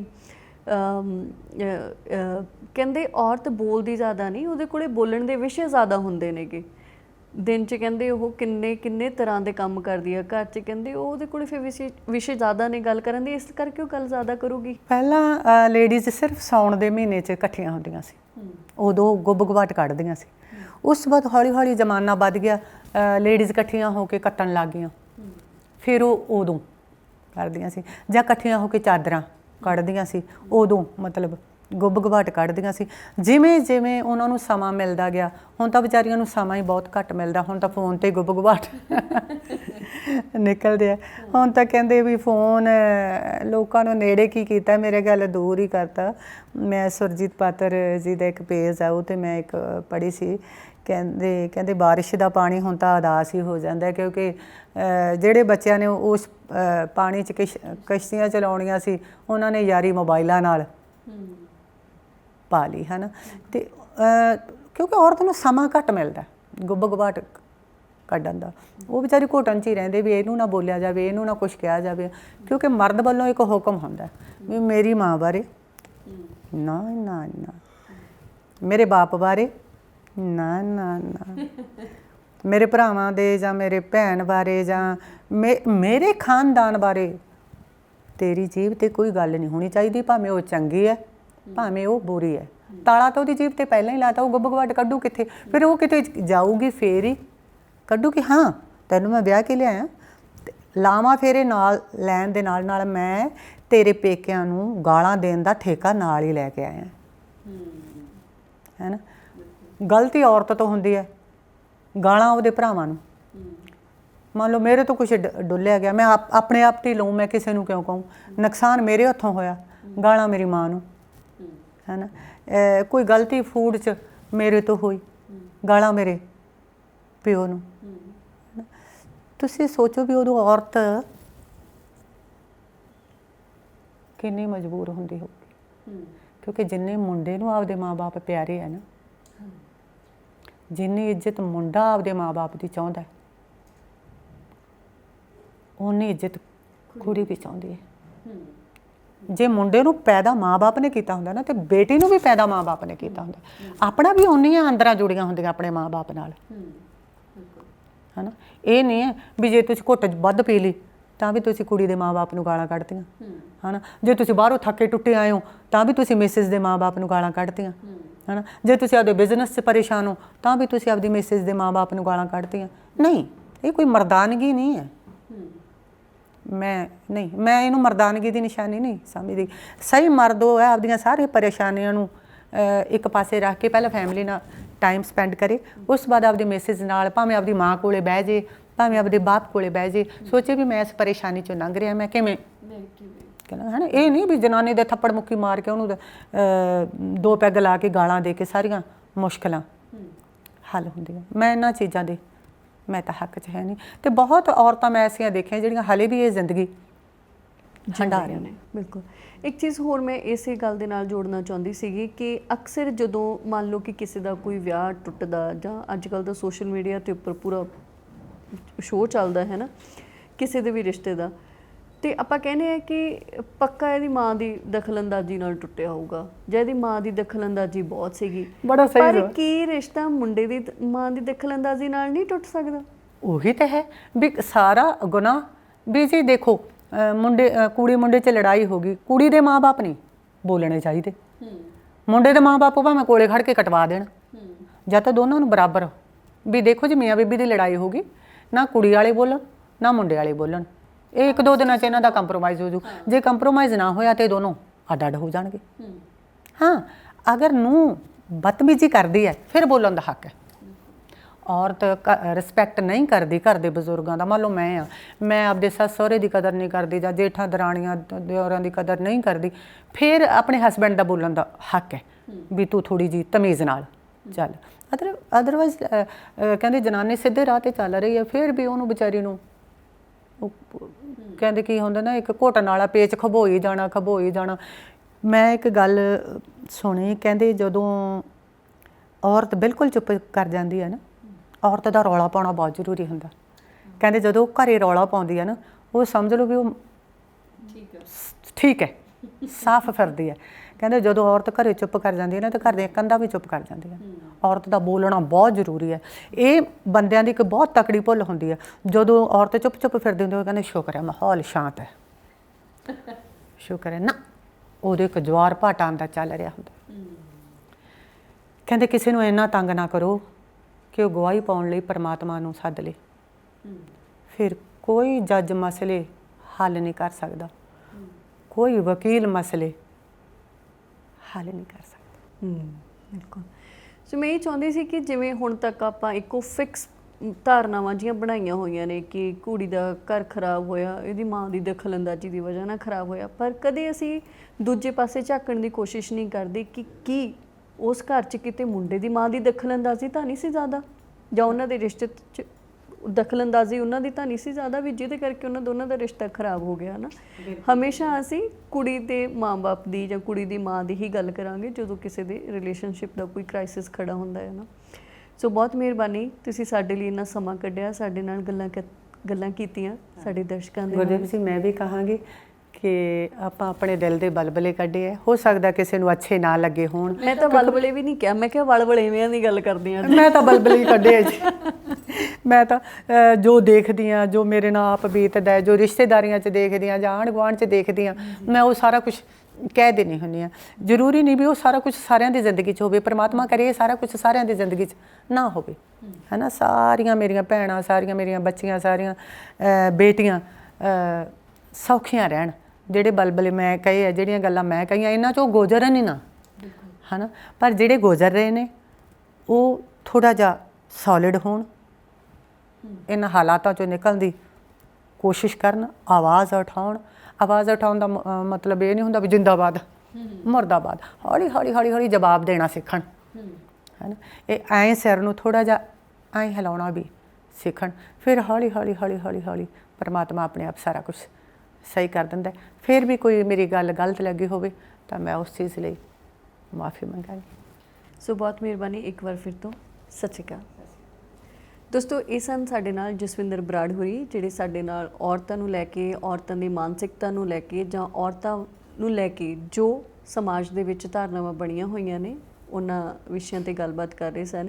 ਮੈਂ ਹਮੇਸ਼ਾ ਹੀ ਕਹਿੰਦੀ ਹੁੰਦੀ ਹਾਂ ਕਿ ਸਿਰਫ ਔਰਤ ਨੂੰ ਹੀ ਨਹੀਂ, ਤੁਹਾਡੇ ਆਸ-ਪਾਸ ਜਿੰਨੇ ਵੀ ਲੋਕ ਨੇ ਉਹਨਾਂ ਨੂੰ ਮਾਨਸਿਕ ਤੌਰ ਤੇ ਸਮਝਣ ਦੀ ਜ਼ਰੂਰ ਕੋਸ਼ਿਸ਼ ਕਰੀਏ ਕਿ ਜਿੰਨੇ ਅਸੀਂ ਫਿਜ਼ੀਕਲੀ ਹੈਲਦੀ ਹਾਂ ਤਾਂ ਮੈਂਟਲੀ ਵੀ ਅਸੀਂ ਉਨੇ ਹੈਲਦੀ ਰਹਿ ਸਕੀਏ। ਬਹੁਤ ਮਿਹਰਬਾਨੀ। ਇਸ ਪ੍ਰੋਗਰਾਮ 'ਚੋਂ ਅਸੀਂ ਇਜਾਜ਼ਤ ਚਾਹਾਂਗੇ। ਫਿਰ ਮਿਲਦੇ ਹਾਂ।